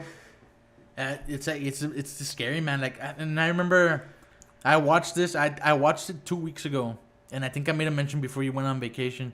I think I told you about it, and I saw it, and I was like, I wish I hadn't seen this thing. I was just like because I was like, oh man, like if it's real, right? Yeah. If they actually wrote this stuff, I was like, come on, man, like. And they made like this tie-in, like the pyramids, like it's not for nothing, like they had a purpose, purpose. and they had a purpose for these things. Where did you watch this? This was like it was on YouTube, yeah. documentary. It was like I think it was called like the Anunnaki origin story or something like that, like the how they came to be, Yeah. right? So like our understanding as Christians, right, is like, well, in Genesis it's like there was nothing but the Word, and the Word was God. Yeah, And usually that's how it begins. Every religion, and if you go back to every civilization that has been on Earth, has a similar Yeah. origin story, Mhm. and they might call them different names, or the story might differ a little bit, but it Mhm. might be similar in a lot of Yeah, ways. like in the origins. So yeah, I don't know why that is. Uh-huh. Maybe they've just confused it because they've told it so many times. And so and then this is where like I'm like, with the whole global warming thing and Yeah. stuff, so like science, right? And then they say like I can't take it word for word, like everything that you tell me, right? Like and I told you this like also like in the university that I was in, and I was always questioning the teacher, and I'm like, but why? And how come, and how do you know, and nobody else was asking. Like all the kids were like, oh, this guy, this guy goes again, asking and taking up time, like Yeah. because some of the teachers like they just leave. Like some of the professors are like hey, like y'all can leave early, But I was like always asking questions, and I remember like they came across right the Big Bang Theory, and I've talked to you about Yeah. this before, and they're like, okay, so like and it's like two atoms, right, and they collide and they make everything you see, and I'm just like, but how do you know? It doesn't make any sense. So they pass it off as facts. and I'm like, no, like how do you You don't know for sure. Yeah, I'm like, you how- think that's yeah, the I'm way like, it works. how do you know this? And they're like, well, it's just a theory. Like, we don't know for sure. Like, it's just a theory. And so, like, global warming is also a theory. And that's where I'm like, Yeah. it's part of like the same branch. And so I'm gonna be questioning. Like, I'm not gonna be like 100%. I don't believe in it, Yeah. but I'm gonna question it. I'm gonna yeah. be like, okay, but how come? Yeah, like, because wanna I mean, this understand. is people obviously that have studied the subject for years, Uh-huh. and different scientists with different points of views, Yeah. and some of them have found some equal evidence Yeah. as the other, and they're like, yeah, this makes sense. This is happening because of this, and Mhm. so there's a group of people that believe the same Yeah. thing, and there's some other group Mhm. of people that say, no, I don't think so. And it's crazy, bro. Like it's like religion also, like science also has like their right. Like they Yeah, have, I like, was reading. I was just gonna mention that. I was reading a book about science, right, and how they say that they don't the media, the mainstream, Yeah, they will never mention a disagreement between the scientists. Okay. But there's a lot of disagreements whenever it's about a theory or whatever it is that they have Yeah. to come up with that they've been studying. Yeah. They all disagree on a lot of things. Mhm. But whenever they have the final product and present it, Yeah. right, they don't mention that there Mhm. isn't. Even if there's still some Yeah. people there that don't believe exactly how whatever Yeah. it may be, right? It was a book about Einstein's theories and how today some of it might not be 100% correct, and Okay. and then the main thing is that it doesn't matter if it's just that part of science or anything Yeah. that having to do with science. They're always in disagreement about a lot of things. So it's like you're saying, it's not, you're not 100% sure. It was whatever best opinion between all of you have, and the one that makes more sense. Yeah, like I know, like when like in like the science classes I took, like they say like in the scientific method, right? That's where like you form a hypothesis, you conduct, right? You gather your data, you make your prediction, and then at the end, right, you have your final, right? Did you confirm or deny your hypothesis? And I remember that one of the professors told us, like, in science, there's never 100%. Yeah, there's He's never like, 100%. you can get close to it, but you're never gonna be 100%. Yeah. And he's like, in this thing, like let's say like you conduct like I conduct an experiment. I'll say like, okay, so tomorrow the sun's gonna rise, and so I'm making an experiment, right? And I'll say like, my hypothesis is tomorrow the sun will rise, and so it's like, okay, does the sun rise 100%? Okay, we don't know that because we don't get to see 100% of, right? Human life is only a certain amount, but 100% for like a time frame. Yeah.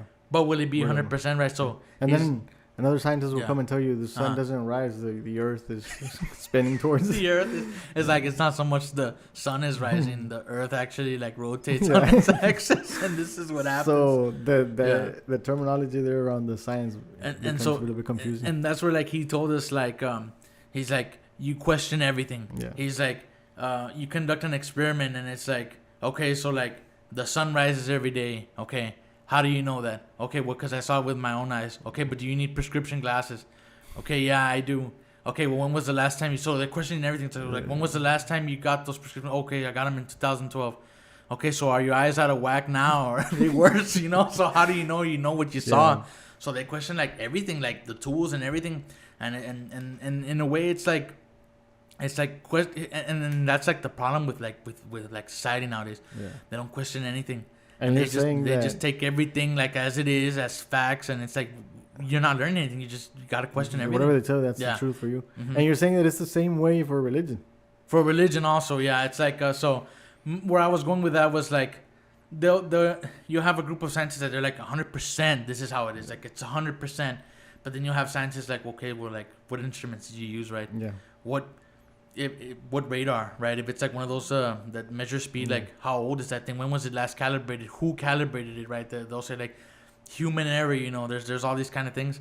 But then you have people who believe in this and people who don't. Yeah. They'll discredit you for Yeah. whatever you So were missing. Science in its own is like it's its own religion. Like you have your believers of something, and then you have your questioners or your doubters of something. Yeah. And so it's not like they don't necessarily believe, but they're questioning it. They're like, Yeah, okay, so how do yeah. you know, you know? And so it's the same thing with religion. the faith. It's like, And how that- do you know, you know? And I was also reading that you know how now we're religion, right, and science, and not so much religion, but not there's another branch that's like philosophy, right, Okay, yeah. and science. hmm Philosophy is a little bit more connected to religion, right? Because like Well, kind of, yeah. philosophically- It's like has to do with like spirituality Yeah. or like knowledge and wisdom. yeah. So they were saying back then, those two subjects were used to be one, Mm-hmm. and everybody would try to investigate, you know, Like what why, something is yeah, or why uh-huh. or how the universe Mhm. works. And that just recently, they started separating because some people started doing some like more detailed experiments on, let's say, the stars and measurements and Okay. the planet and all that. So Yeah. now they're using like instruments, Uh-huh. telescopes and Yeah. microscopes and Mhm. all this. And now the philosopher is more of just sitting in a chair and thinking Mm-hmm. and, you know, having like deep thoughts. Yeah. But that subject used to be one back then, and I would imagine it was also together with religion because there was no science or philosophy outside of religion. I mean, at one point, philosophy started thinking outside from religion and thinking, you know, maybe, Yeah. you know, this is possible without God or whatever. And then Mhm. it went to its own way. Now science is separated from philosophy, from religion. Mhm. But I think all of those together, in the beginning, they were together making, Yeah. and they're saying that not so much religion but philosophy and science nowadays, since their studies are so deep, they're becoming philosophical again because there's some things that they just can't explain. Yeah. Mm-hmm. You know, so they're having to just put it into a person's perspective, like thinking, like maybe it's because of this. Just like a deep thought, not something that you can actually test or something. You have to come up with the answer in your mind, like it was back then. Like they would just sit and think and see, because there's people that used to believe that the universe was a certain way just because of the way that they saw it, and that they did do measurements and stuff with the instruments that they had back then, but it was more like just like a deep way of thinking about the universe that they found out. That's pretty interesting, man. Like philosophy and what you can see, and the whole thing is like, there's like a verse that says like we walk by faith, not by sight. But there's still people who like I need to, and that's where like science is like you're able to see it, and so you're able to confirm something. But it's like when it comes to faith, it's like you just believe it. Like it's something that you believe, and not everybody has to believe in, right? Or everybody can believe different things. But it's funny how like it works in like threes, like spirituality, and then the human, and being in the flesh, and then the soul. It's like numbers, like have something to do with like it plays into threes. And I remember when I was looking at that at numbers, not the book numbers, but like just numbers in general, and I'm like, there's something more here, like something more than meets the eye. Like it's not just coincidence. Like there's a reason why, like there's a reason for everything. Like a circle is 360 degrees, and you look at I was looking at what a calendar year is, and it's 365. So that means like you can tell like if a circle is perfectly round, right, which is 360 degrees. Obviously the Earth ain't, because you have 365, right? You have you have to add 5 days, right, to compensate, right, or to compensate for what a year is. So that's how you know that. And so what do you think about like flat earthers who say like that the Earth is flat, man? I have friends that are always talking about that. That's insanity, but, man. I don't know if they're joking or not. Yeah, we were talking about flat earthers. Flat earthers, yeah. What do you think about? I saw a whole video about that with evidences from the Bible and different type of references and why they think it's like that, and it's pretty. It's surprising with the information that they can come up with, but with one single thing, I was able to just end the topic, and it was the topic of gravity. Okay. So I was saying, according to how I understand gravity works, is it pulls two objects together. So if it's true, and we've proved it with evidences and with experiments, everything drops to in a ball, right? It drops directly to the center, always. Yeah. And that's the way it has to be, because like if you have this object over here and this object over here, let's say these are like tiny particles. Yeah. They attract each other, and then it attracts another, and it always naturally in this universe it always attracts into a ball. That's why all the suns are round or spherical, and all the planets. We do have bodies in space that are not round, but because they were either shattered and it's no longer the solar system is no longer in a phase where it's creating so like the asteroid belt, you know what I'm talking about, right? Yeah. So but mostly all the objects are round because of gravity, right? That's what I was thinking, that every object pulls into each other naturally, creating a ball, because the gravity is like in the center and the pinpoint, and it's naturally going to create a round a sphere. And that's how the conversation ended. I was just yeah, man. I mean, like there's some people who are like hardcore, and they'll say like, well, like so gravity, right? So you're saying like this is like them like trying to counter you, like, and they'll say like, okay, so like it's not that everything is coming to like a ball, but like it's like a plane, and it's like it's going like a up. disc. Yeah, like it's like a disc, and it's like it's going up, and so like you jump up, and so you're always like, it's always going up. Yeah, it's I haven't heard that one. Yeah, so I'm like, no. I'm like, no, like it doesn't make any sense. I was like, explain time zones, right? And then that's the sun. Yeah, and then they're like, okay, so like it's like a plane, like a flat plane, and it's like a flashlight, and this is what happens, and they do this. But the flashlight, it doesn't make any sense, because it only like Online. Well, so they were doing like this, like this kind of motion, like Yeah. does this, and I'm like, come on, man, like you're just like trying to argue something that's been like dispelled, you know. Those people are something But else. to get a lot of people to convince a lot of people to believe in that, it tells me something else. It shows me how, like you say, you should question everything because Yeah. people, if just because I come to you, I can come with a lot of evidences that seem like they're true, and they might not be. Yeah, So, man. Yeah, a lot of people get tricked into. They believe it. So religiously, scientifically as well, anything. I mean, biblically, this is what I believe, and I think that there's a chapter in the Bible that explains this, and it says, just because I am teaching you this, don't take it as true, you know. Figure it out in your own book and read it. Yeah. And that's very important. Yeah, like last night we were talking about Paul. I was talking to Paul of Tarsus with my family. He was saying like, so how come like there's so many different versions, right? Like the theologians and what is it, Corinthians and all this. And I'm like, because you had people who were like dumb back then, and then they have to like, well, not dumb, but they're like coming up with like some crap ass questions, and they're like, okay, so is a guy supposed to have long hair? And then Paul's like, this isn't even like, you know, like this isn't even an issue. Like, why are you making an issue? And he's like, okay, so guys have to have short hair, you know, and well, how come this and that? And he's like, okay, so just do this, right? Yeah. Because people were like, oh, so are we supposed to eat this or that? And he's like, just follow this. Follow this. Is like why are you? Don't worry about all those little details. It's like, why are you making it so exciting? You know, it's so simple. Yeah, like what are you doing? You know, so that's why I'm like, yeah, a lot of the New Testament is Paul, but it's because he's having to go and explain. And so what do you learn from that? It's like, what I gather from that is like asking dumb questions like that. Not that they're dumb, but like trying to like make it complicated like that. It's like you're just like poking fun at the thing, like making it, you know. And so that's why you have so many different branches of Christianity, where like these people will believe this and these are the people who believe that, and it's because of the same thing. And so that's what you learn, like you can't see this, like there's like a quote, like two people can't see the same, like two people can look at the same thing and see it entirely differently, like two different ways.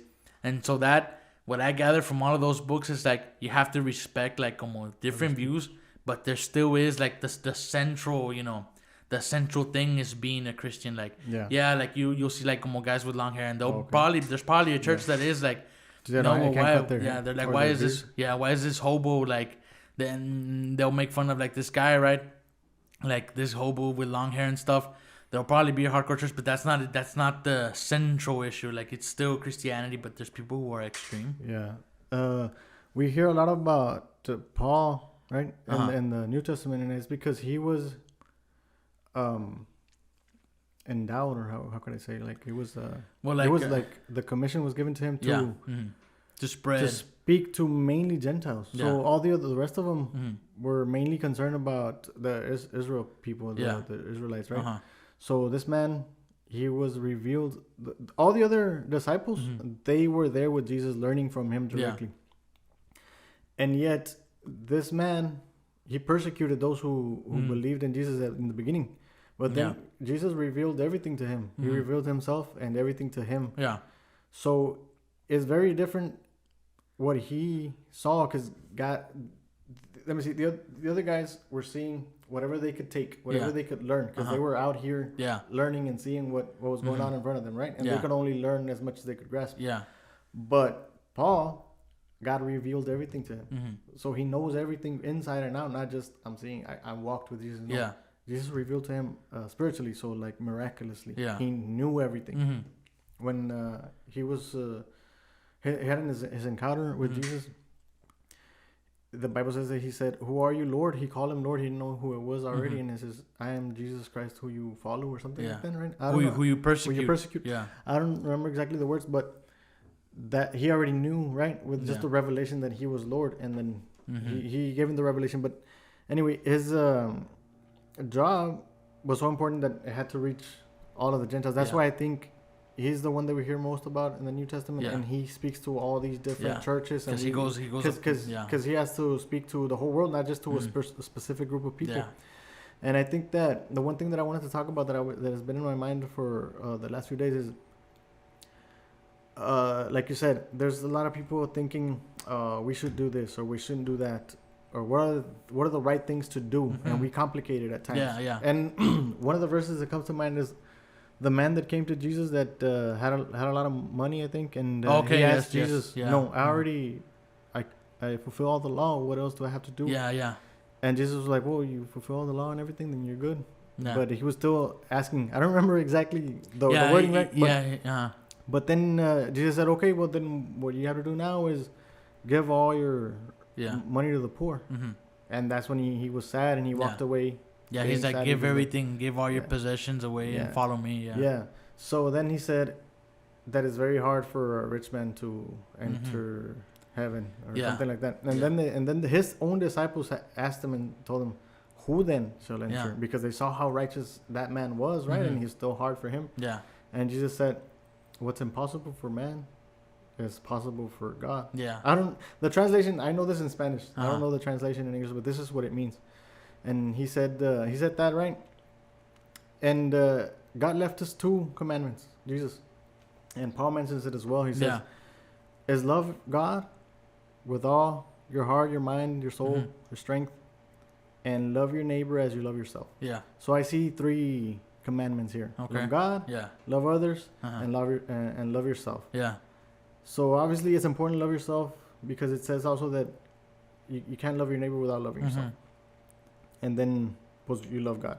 So the way that sentence is stated chronologically, it's an order from hierarchy and the law, you know. So like the first one, love God, that's the most important one, right? And then love others, and then love yourself. That's the way I see it there, right? Yeah. But the way is to be fulfilled, it's the other way around. You can't fulfill the most important one without fulfilling the ones the before. third one. Yeah. So you have to love yourself first. Yeah. If Like a not, ladder, if you can't love yourself, you can't love someone else. It's impossible. Yeah. So you have to learn how to love yourself, and then you have to learn how to love all the others. Yeah. And then you're able to love God. Because there's a verse that says, how is it possible that you love God whom you have not seen, but you abhor your brother whom you have seen? I don't know if that's Yeah. terminology.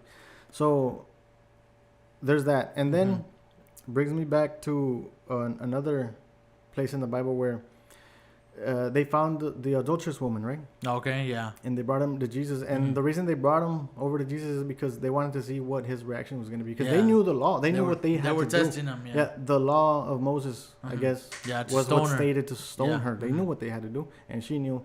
And Jesus knows that law better than anyone, right? So they brought him to him to see what he would do. And they're like, "Oh, you found her. What do you do?" And he was sad. And as I remember it, he was writing on the sand or something. Yeah, and then he said, "Whoever amongst you is found without sin, cast the first stone." Because he was seeing everyone's heart and everyone's mind, and he knew that all of them were deserving of being stoned, not just her. So the way he saw it is like, "You bunch of hypocrites. Why are you bringing her to me? Why don't you tell me what's wrong with you?" What's wrong? Was what he, in his mind, right? He was seeing everything here, and it was like, I don't think any of y'all are worthy of doing that. You guys are actually deserving of what you're wanting her. We wanting to happen to her.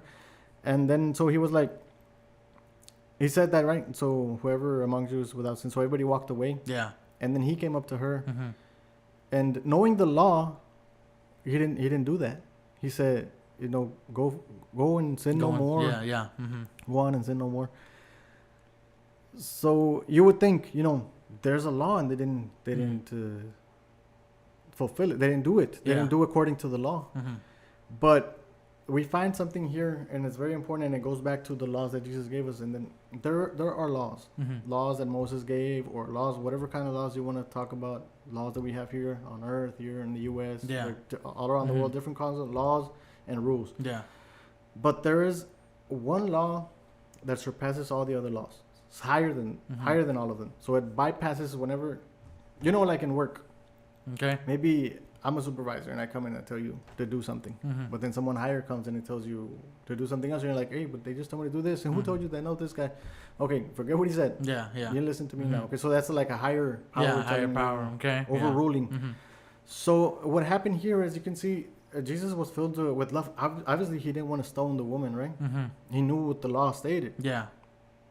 And if he did that to her, he had to do that to everyone. He was the only one that was at all capable or allowed, as far as we know, because he's holy, right? Mm-hmm. To cast a stone. But Yeah. he didn't want to do that. So there's another verse in the Bible that says, all the things that you do in love Yeah.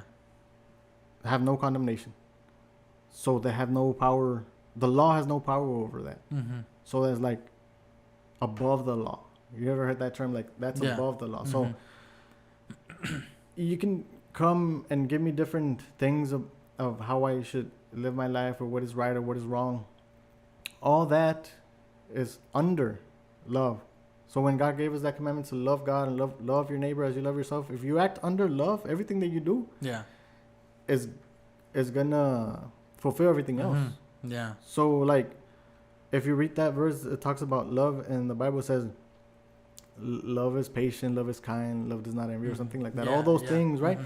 So if you follow that, you're never gonna do something wrong against your brother or your sister or anyone or Yeah. yourself, because you're not gonna steal from them. You're Mhm. not gonna Yeah. covet. You're not Mhm. you're not gonna murder. You're not gonna do any Yeah. of those things. Mhm. So just by following that one simple thing, Yeah.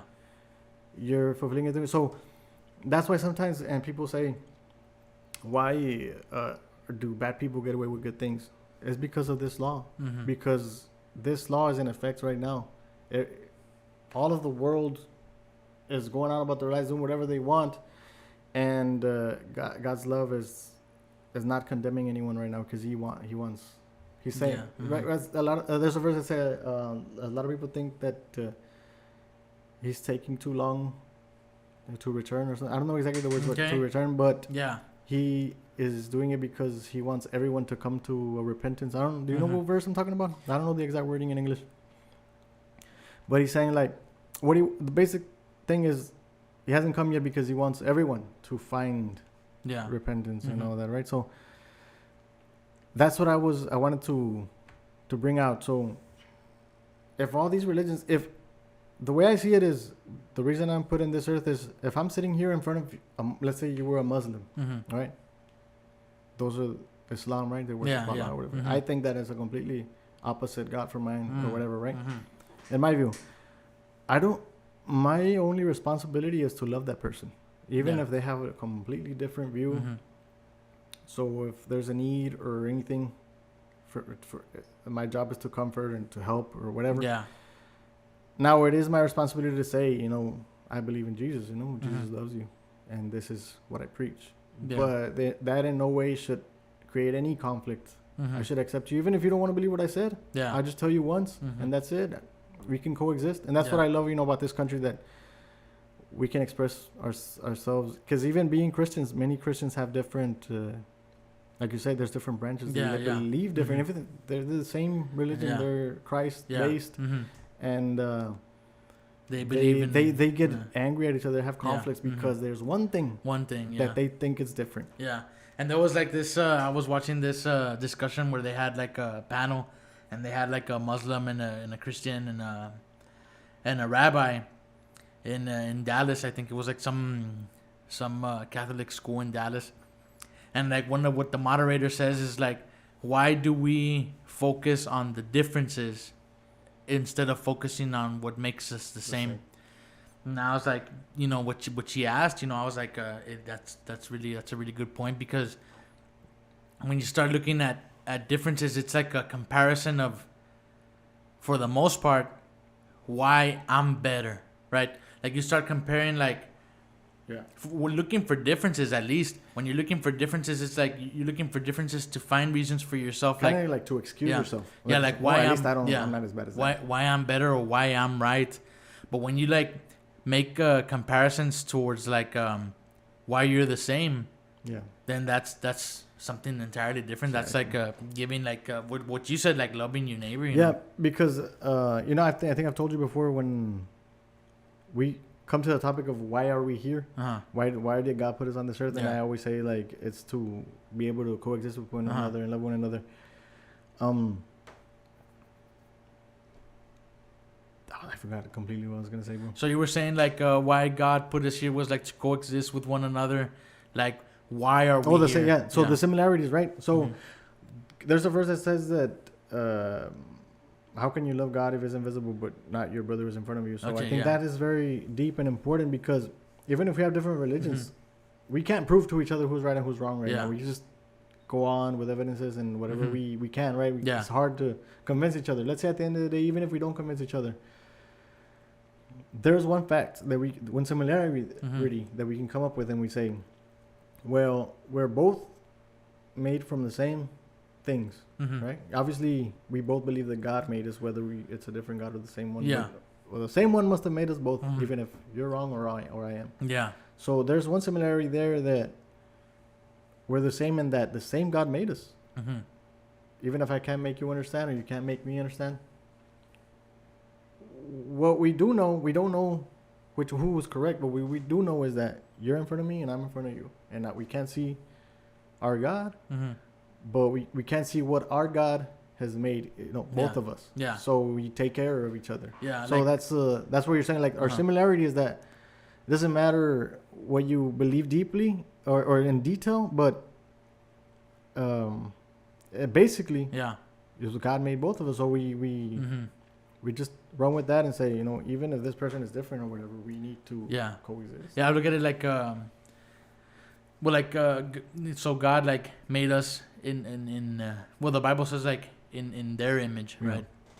So then remember I was asking you like, was that like their what they actually look like or what they Okay. thought of, right? Yeah. Remember I asked you that, but then it's like there's a percentage of God in all of us, Mhm. and there's a verse in the Bible that Jesus says like, we are the gods, and you can take that out of context entirely, or you can look at it like I look at it like what that means is the ability to love, hate, and all these other expressions, and we probably don't have it at 100%, right? To like what something like omnipotent is, or Yeah. like God, Yeah.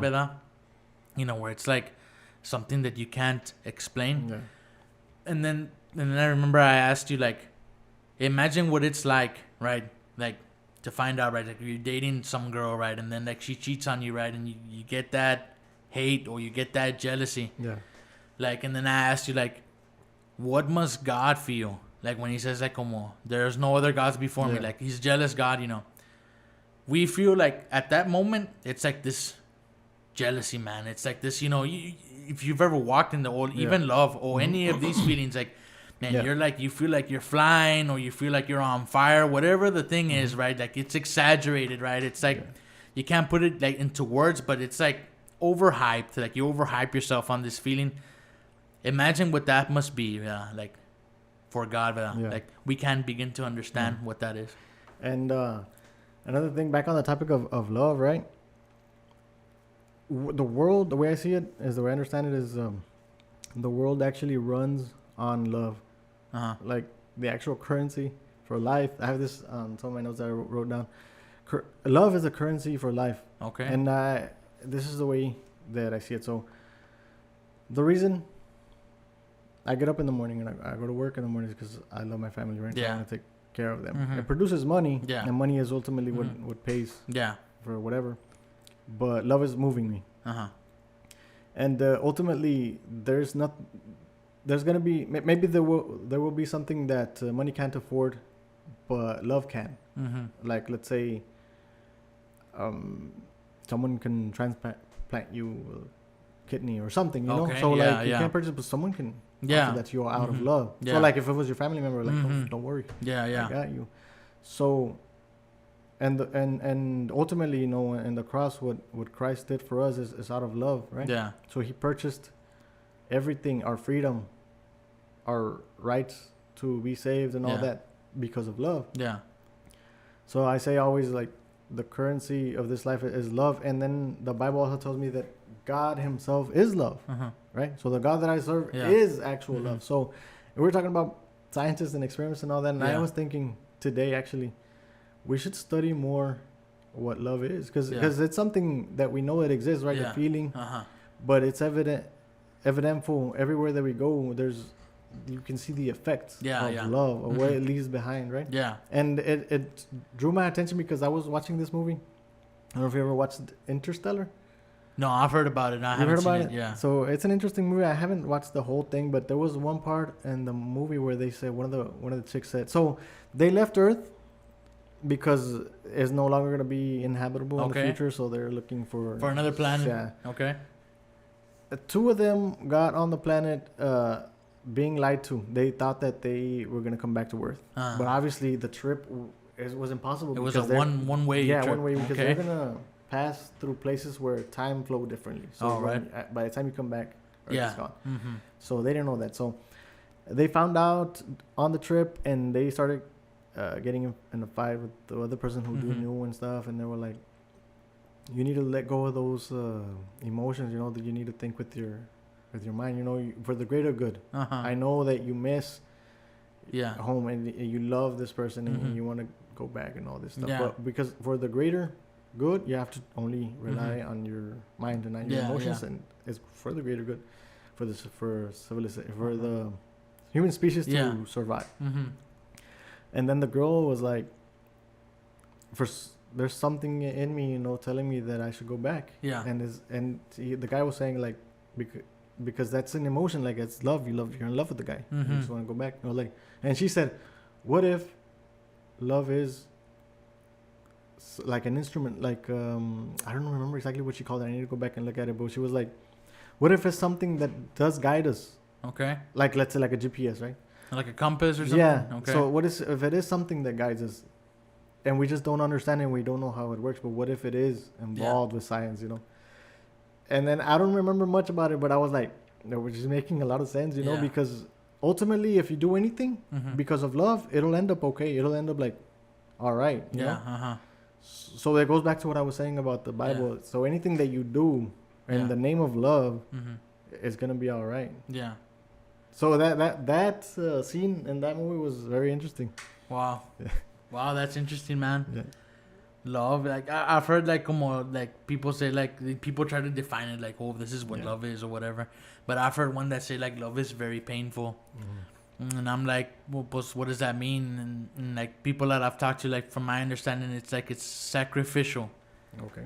And I'm like, where did you get that from, right? And they'll tell me like well, you know, like I like you, right? Like you gotta go to work, like you're sacrificing your own time, right? Like you have to do this, right, in the name of love, right? So it's like there's like a sacrifice, and I'm like, so when I would hear people say that, like, well, pues I do this and I do that, and they're telling me like it's like a sacrifice kind of with what they tell me, and I make the connection like pues God giving away His Son, like sacrificing the same way.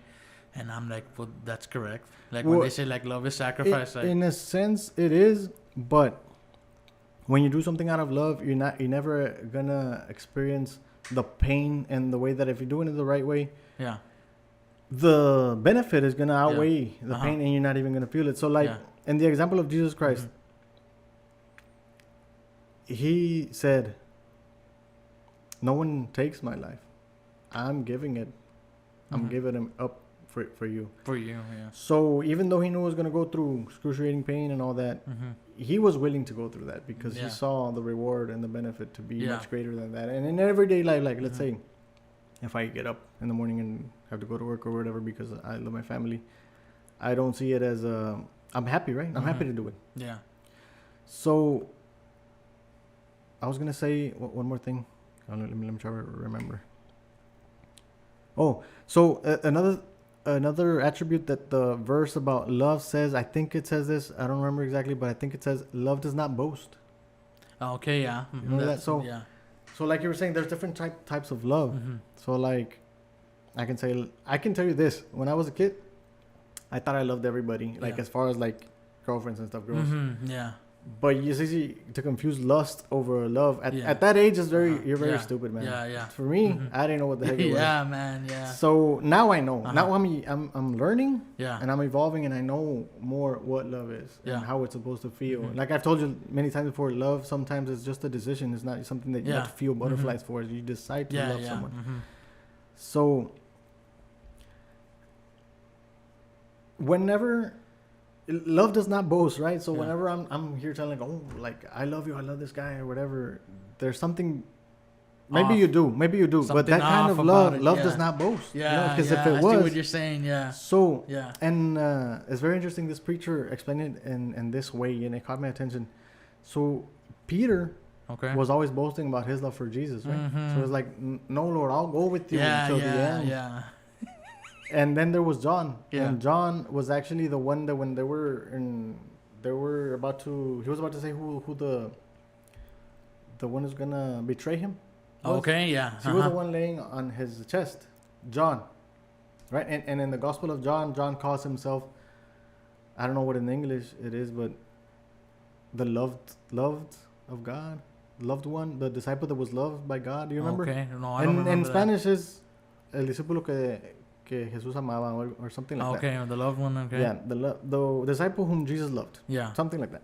So, and in this way, John he's not boasting about how much he loves Jesus. He's just saying, feeling Mhm. how much Jesus loves him, Mhm. right? So, at the end, Peter was the very first one who ran, Yeah.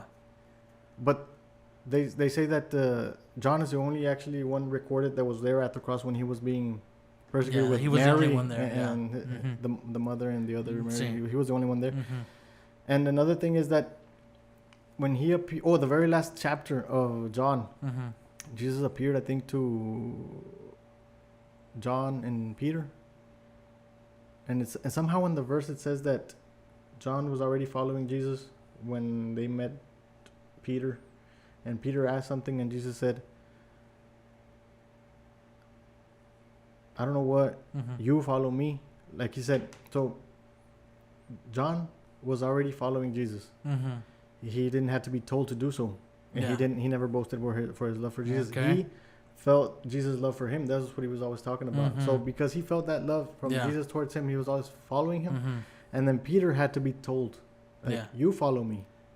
So Yeah. he's the one that was always boasting. He loved Jesus, and he actually had to be reminded to Yeah. follow him. That's interesting, man. So Yeah. at the end of the chapter, also, Jesus said something to Peter about how he was gonna die. Mhm. I don't know if you know what verse I'm talking about. He says something to him, and then the verse explains, Jesus said this because of the way that Peter must die to glorify God or something like that. Okay. I guess he was gonna die upside down or something like that. Mhm. Remember? Yeah, this is kind of the same Yeah. way. And then Peter said, "And what about this one?" And then Jesus says, "Don't worry about him. Worry about yourself." Uh-huh. So kind of like this whole story of John and Peter shows you how Peter's always boasting. He loves Jesus, and then Yeah. John is only talking about how much Jesus loves him. So Mhm. in the church also, there's a lot of people who outwardly, oh, I love Jesus and I do this and I do that. It's not about how Yeah. much you love Jesus. Yeah. You're always gonna fall short. you know? Uh-huh. It's about how much Jesus loves you. Do you believe that He loves you enough? That Mhm. He has saved you, has cleansed you, has taken Yeah. all your sin away, that He has given you heaven, has given you everything? Yeah, man. So this sounds really familiar. Like I've heard people like, no, pues I did this for this person, and I do all this stuff, and I went all out, and Yeah. now this person didn't do anything for In me, return. and they don't come visit me or whatever. Exactly. So what purpose were you doing? Yeah. So yeah, and I have a lot of experience with that. Like Yeah. like in my family, like Yeah. I've seen that a lot. Like, no, well, I did so much for this. Well, the same thing you're saying. Like they're like a Peter, like Yeah. the boasting, and then when they fall short, like when they get the short end of the stick, it's like, pues, where's my reward? You know, well, your reward is to get crucified upside down. Yeah. That's interesting, man. I never thought about that. Yeah. And there's like como 3 books of John, no? Well, 4 if you count Revelations. It's like John 1, 2, John- 3, oh, yeah. and then Revelations. I haven't read. I don't think I've read all of John. I think I've just read the one that's just John, not 1, 2, and 3. Oh, okay. Just the John one. Like the gospel. Yeah, The one that's just right the in the gospel. beginning. Yeah, just the beginning one. Yeah, that's interesting, bro. What do you? So you had made a mention of something, and I was gonna question you on it. Like, what did you think about? I think this was. It might have been before the prostitute that comes in, Oh, okay. but I can't remember what it was. What I was gonna ask you, but there's like a lot of similarities, like with the stories, and one of the things I was gonna tell you when you were talking about all that stuff was like, it's funny how like at any given point, right, from the birth, right, from when Mary finds out that she's the one, right, that's gonna carry the Son of God, to like the very end, at any one of those points, like any one of those moments, like between the beginning to like the end, bro, Jesus could have just died. Like, you know, like, cause like King Herod, like, it's like the same thing with Moses. Like Pharaoh, like, orders all these male babies to get killed, and so does King Herod. And it's like at any like, the devil's reach, like if you could call it that, like, right, like to try and get this like done so that, that we can avoid this. It was like not enough. It was like he couldn't. He was tried. You couldn't stop it. Couldn't do it. You couldn't stop it. Yeah. At any one of those moments, like literally, like when he's I think there's like a scene where not a scene, but like it's like because you can like kind of see it when he's like walking in the desert, and like the serpent comes up at him, like it could have been him, bro. Like it's over. The story ends here. And even when he's already older and he's preaching, I think someone asks him to do some kind of miracle, and it was like, hey, you know, calm down. It's not my time yet. And sometimes he fled because he knew that he had made several people upset, and they were gonna persecute him. So like he had his like limits, or not limits, but like he could have died. But it's like you said, no one takes my life. I give it. So yeah, the story that reminds me so much, man. I don't know why. You said Moses, right? So he was gonna be killed because they announced to kill all the boys, males, right? Yeah, it was like kind of the same. And then in Jesus, the same thing happened. He fled to Egypt for a time, and then they're the Jewish people, right? They're Israelites. So, and the most recent story that reminds me of that, and I don't know how people. I never heard too many people or anyone talking about this. I don't know if it has anything to do or there's a connection or anything, but Albert Einstein, you know, he's a genius. So a very important person to the world and to technology and science today. Yeah. Right? Very important person. Jesus Christ was a very important person in a very different way. You know, he's God. But this is a very important Jewish person. So I didn't even know he was Jewish until recently. Yeah, for the most part, like Stein's like he was like half Jewish and half German, or I don't know. I never paid attention to that, but I was like, wow. So Hitler, whenever he took power, obviously he was in conflict with Hitler because he was Jew, right? So he was always obviously if they wanted to kill him. Actually, I was reading that he was being persecuted and threatened, and he was obviously a genius. So the way I see it is like his foe, right, his nemesis. So Einstein, the genius, and the devil himself, right, probably and Hitler trying to go after and killing someone so great, right? And this guy, and to me, I see the battle like World War II, really just between them two. So Hitler doing whatever he's doing, and then Einstein didn't even have to fight. All he had to do was send a letter to, I think it was Roosevelt, the president at that time. Yeah. That Germans might be working on an atomic bomb. He suggested that the United States of America should be working on an atomic bomb as well. And he's actually the one that gave, I think, the U.S. all the papers on how to build one even. So with those letters and with that information of his knowledge and his power, I would say, of his intelligence, single-handedly ended the World War II. It was like endowed, like that was his mission. Yeah, and I never saw it that way, but how the Jewish people come and play a huge part in our world, even this, recently. It's been a long, I guess, how much, like 100 years ago? Yeah, like 100 years. Well, less than 100. Yeah, less than 100. But do you see how like the connections there? Yeah. Well, like they're like the first chosen of God, the Jewish people, and so like my dad was saying yesterday, he's like, what do you think about today's world where it's like they play the race card on everything, and you're racist, and they say like you must be a Nazi. Oh, okay. Is that not offensive right? To call someone a Nazi. Well, not to call someone a Nazi, but to the Jewish community, where it's okay. like, To this person, compare a racist to a because to an actual Nazi. that's what like the left does for the most part. It's like, oh, you're a Nazi, Yeah, you're as good as a Nazi. and like it's like you're a Nazi. Like, what are you doing? Like, you're like bringing up something who was like, that was like so horrible to like a particular group of people, and that's what my dad was saying. So I was like, hey, that's pretty interesting. Nobody. I mean, we're not perfect, right? So in some ways, I guess some people are gonna seem like they're racist because we're not all the same, man. And the way that we speak, we're scared that we might sound offensive sometimes here because the way that we speak and our thoughts, the way that we view the world. And not necessarily because we hate people or because we hate the way someone else thinks. You know, we're very against some of the things that Democratic people believe, right? So some of the things, not all of them. Yeah. But not because of that is like we hate that person or we whatever even dare to cause any physical harm. Yeah. So when you compare someone like that because of a mistake that they made, I believe it's just mistakes. Like you misworded something, or you might not be the biggest fan of this group of people, right? Yeah. But it doesn't mean that you hate that group of people.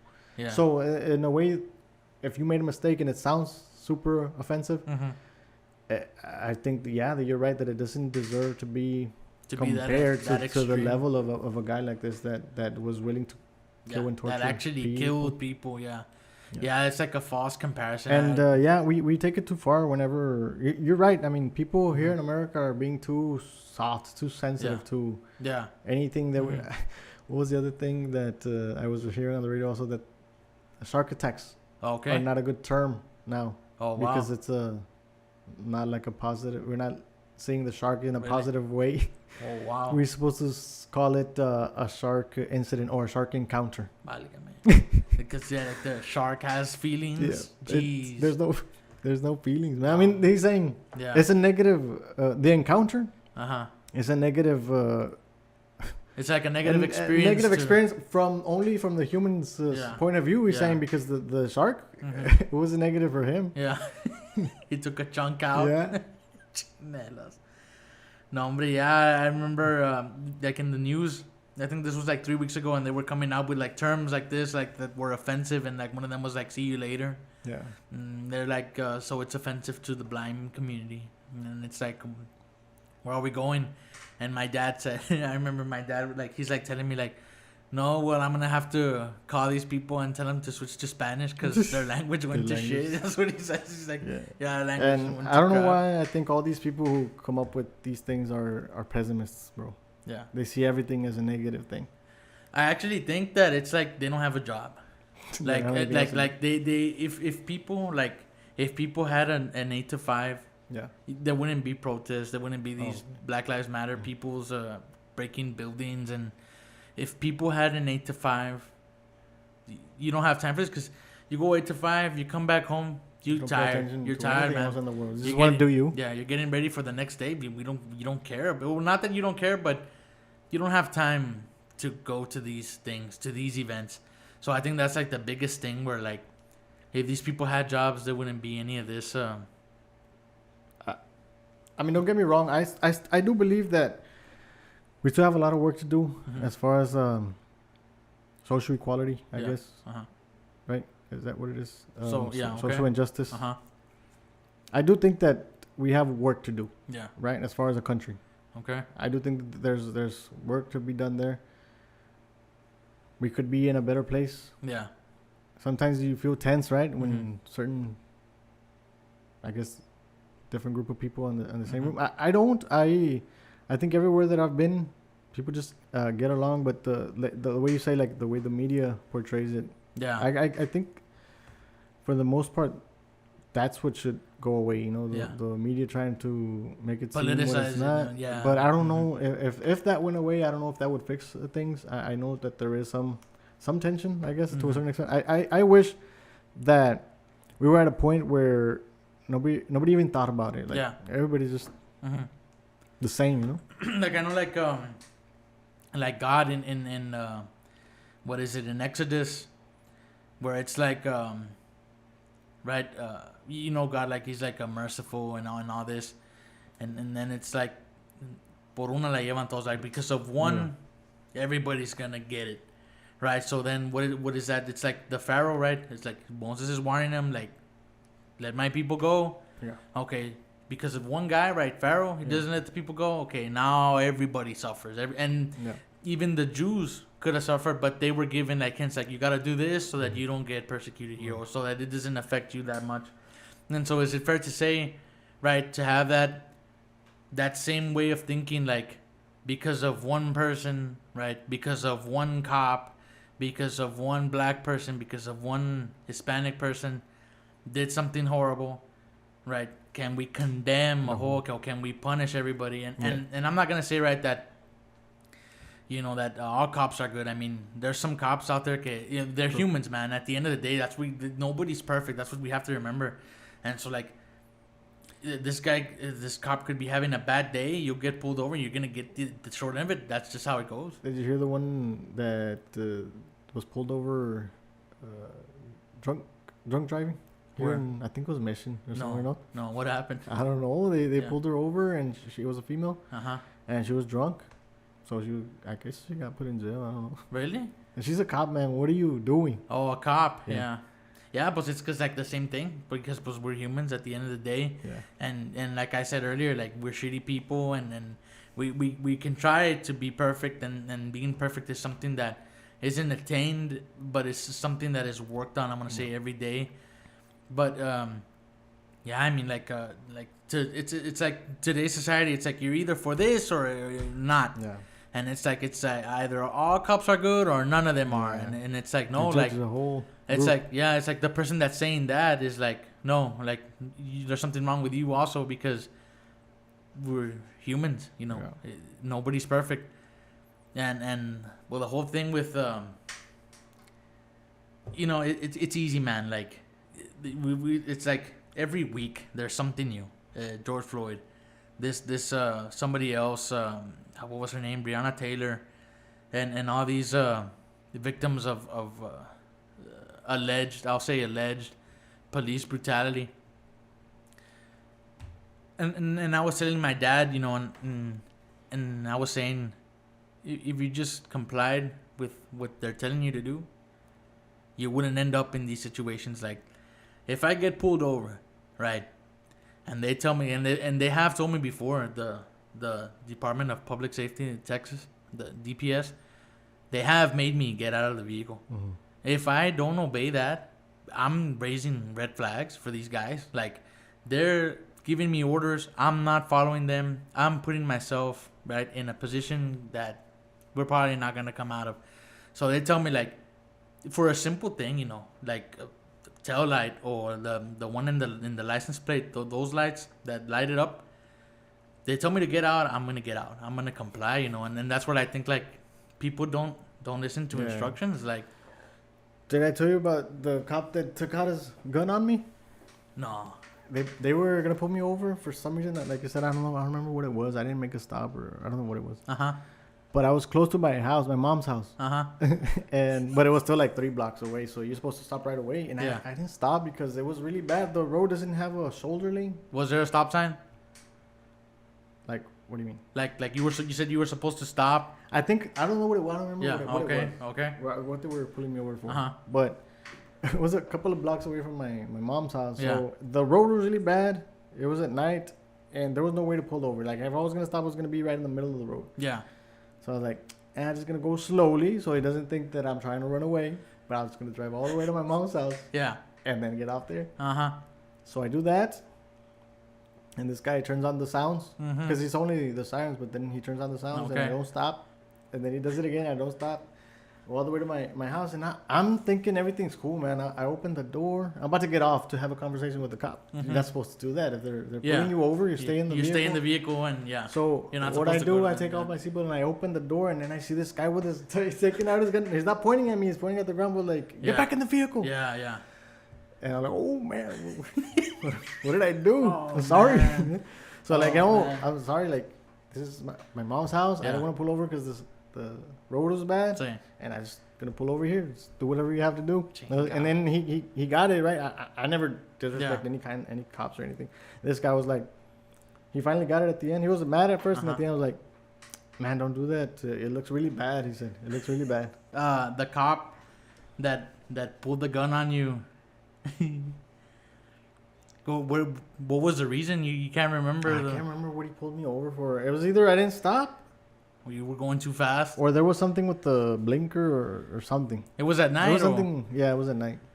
and he was pointing the gun at the ground. Yeah, because he just took it out and That's- pointed it. Yeah. So like you stop, you get out of the car, and then you just go straight to the guy who went. No, I didn't completely get off of the Ah. car. He was coming towards me. Ah. So all I had, I only got to open the door. I was gonna get off. Yeah, yeah. But I opened the door and I saw him right there. And Yeah. I was like, get back in the vehicle. Oh my god. I got scared. Oh man, I remember. I can talk about some cop right that I know about. There was one time I had heard about it happen to my cousin who's an RN, and he was with my other cousin, right, and they were both they were both coming from town here in Rio. And I think they get pulled over. Where the stripes is at that light, they got pulled over, and so he's like not a confrontation type. Like right, Oh. he like if you yell at him, right, like there's sometimes right, if it catches you off guard, you're gonna get scared. If it catches you off guard, so you don't expect it from a cop. And so they got pulled over. I can't remember what the reason for it. I think it was like some light. I think one of the front lights wasn't working. So they were driving without one of the lights. And one of the cops, he's yelling the entire time. And he's like, get out of the car. And he's like that. And so like my cousin, like, you know, it gets you off guard and you get startled. And so they made him like, they saw that he was like nervous. And that, right, your demeanor, right, in front of this guy, right, and so then again raising the flags, but then it's like this cop also was, you know, causing this problem. So he's like he made him like walk the line, like to see if he was drunk, and plus my cousin was so nervous he like tripped, and so then they were like accusing him he was like drunk driving, and it was a whole mess. But it was like a false accusation, but it's like at the same time like, why are you doing that? Like, you're a cop, right? Yeah. Like, it's just a regular traffic stop, you know. So that's what I'm saying. Like, Just having a bad day. Yeah, there's some that they just have a bad day. And Let me tell you about another Yeah. story. This last one. uh-huh. So I was driving down 75 Okay. and I was passing a car. I think it was 75 the limit, and I didn't even know how fast I went. I was just trying to pass the guy. I was trying to go so fast. I just wanted to go around Yeah, the guy. to go around them. And I think I went all the way up to 90 something. Oh, man. And the state trooper pulls me over, and he was also being kind of, Yeah. he was mad. Mm-hmm. And he was like, give me your license. And I gave him my license. I don't remember the whole thing. The thing is that he was yelling at me. My wife was right there, and I'm usually very calm. Okay, I think I heard about this and one. Yeah. nice with the cop. Uh-huh. Oh, this guy got me upset. Yeah. I got out of the car, and this is a huge guy. Mm-hmm.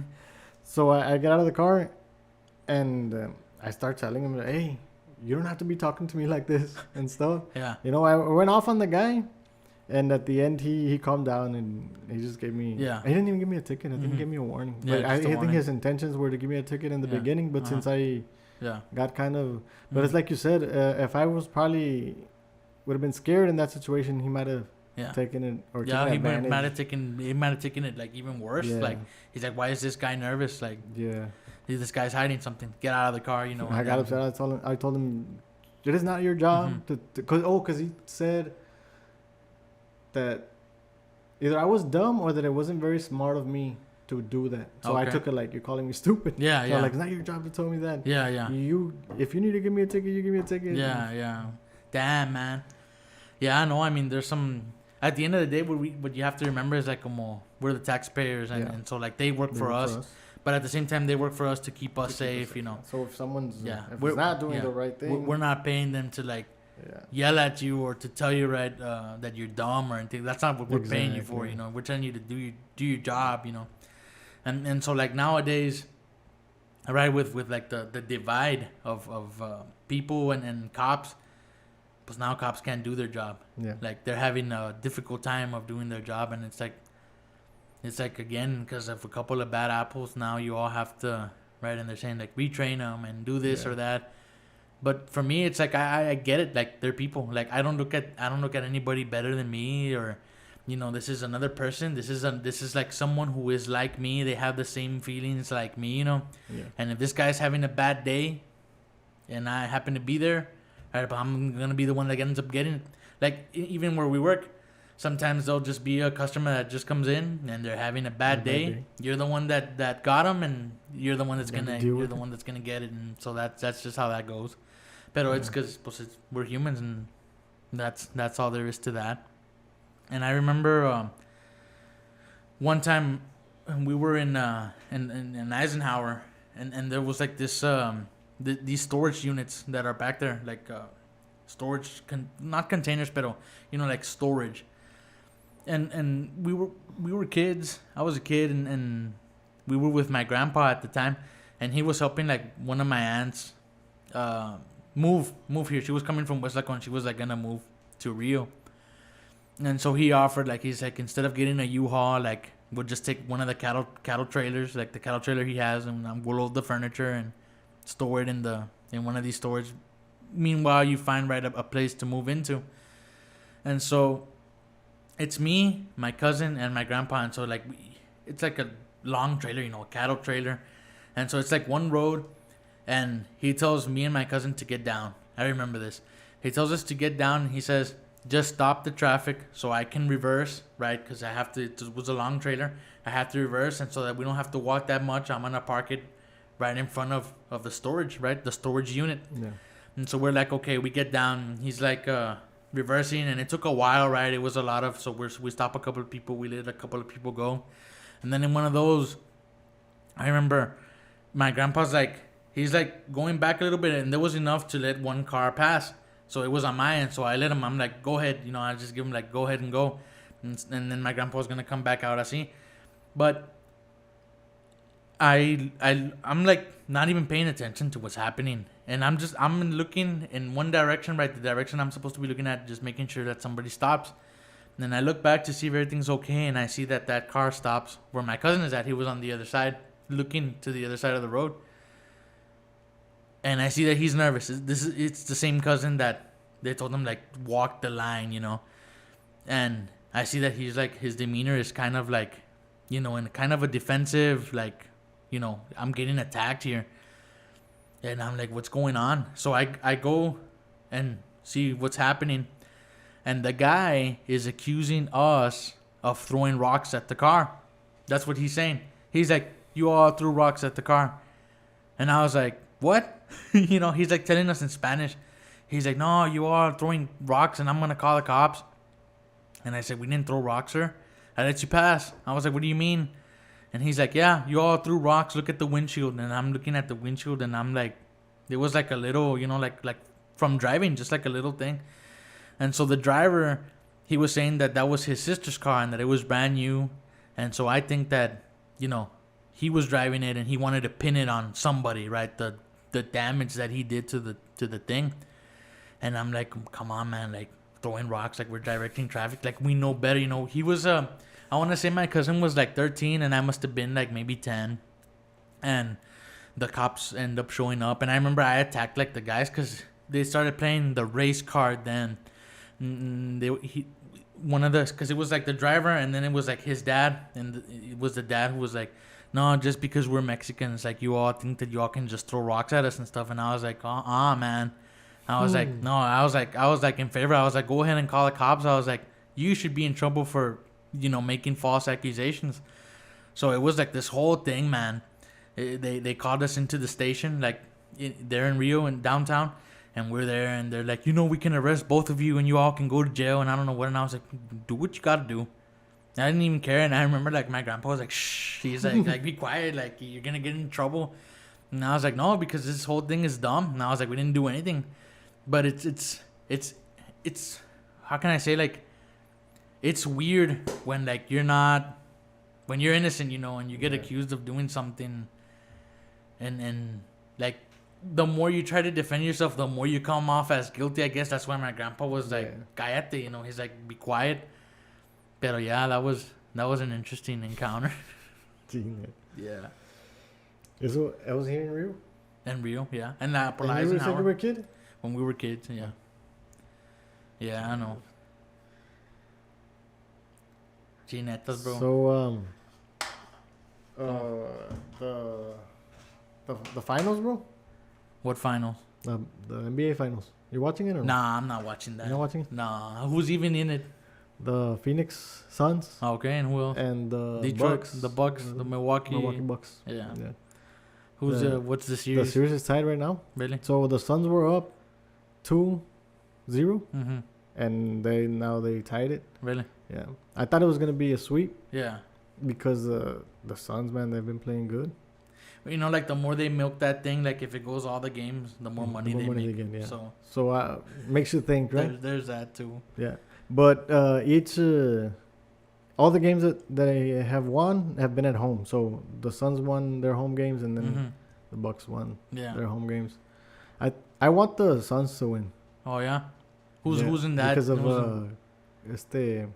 who's in that team? Chris Paul. Oh really? He's there. Yeah, he's there. He was with It was a long time with the Clippers. with the A long Clippers. time ago. Okay, yeah. And then he switched yeah. around. He went to Sí. OKC, I think. He and had then like to- that one commercial. No, he would like come out Oh in yeah, a commercial. I think he still The does. State Farm or Yeah. something. Yeah, I remember him, Chris Paul. Yeah, and that's the only reason I want those. I want them to win. Mhm. Cause the other team, I don't know, it's kind of boring. Yeah. But yeah, I don't think either of those teams should be in the finals. But I think because of what happened with the change in the season because of COVID and all Oh, that. yeah, yeah. Caught him off guard I or something. think so. I don't know what's going on. What do you think about the Space Jam movie? Space Jam. The new one with LeBron James. I haven't paid that much attention to it. What do you No. think? I don't know, man. Like, Michael Jordan is the best basketball player in my You opinion. don't think like, he should be compared to James? Man, no. James isn't even in the. I don't. I'm not a big the Michael league. Jordan fan. I've never Yeah. really watched him or anything. Yeah, but you gotta go back, But, man, and um, watch the. But this guy is. Well, LeBron he's James. good. Yeah, he's good, but he's not the best. He's not the GOAT, right? After he's like the GOAT. Michael Jordan, man, like, I don't know. Does everybody think the same thing, or do a lot of people debate it? Well, Like, probably like there's like debates like LeBron Yeah, James. LeBron is better, James is- yeah. I guess how many championships does Jordan have? Man, I don't even know. I think it's 5. 5 or 6? I'm how not many- sure. LeBron James has what, like 3 or 4? 3? He has one with Heat. 1 or 2? I think he he has. one. I think No, he has 2. 2 with him, and then when he One went with back, the Cavs. yeah, Or 2. one. I think it's one with. I don't even know, pero nah, man, nah, he's not. I think that the comparison is made because when Jordan started out, he was like a skinny, Yeah. He wasn't that Mm-hmm. to play like defense. Jordan wasn't that good. He was a good offensive player, but then he had to like bulk up to get. Yeah. And then he only played for the Bulls his whole career. Yeah, his whole career. never changed Yeah, teams. no, he was strictly with the Bulls. Well, I mean, it makes you wonder. LeBron James has done it with different teams. Yeah. With different teams. Yeah, I mean, with different players. Yeah, In his mhm. team. So. you're What saying if that. Jordan you're saying that got that another makes- team and he wouldn't been as good as? Oh man, I don't know. There's a lot of players that change teams and then they can't Yeah. do anything. The way I look at that is like como that he changes teams to like win.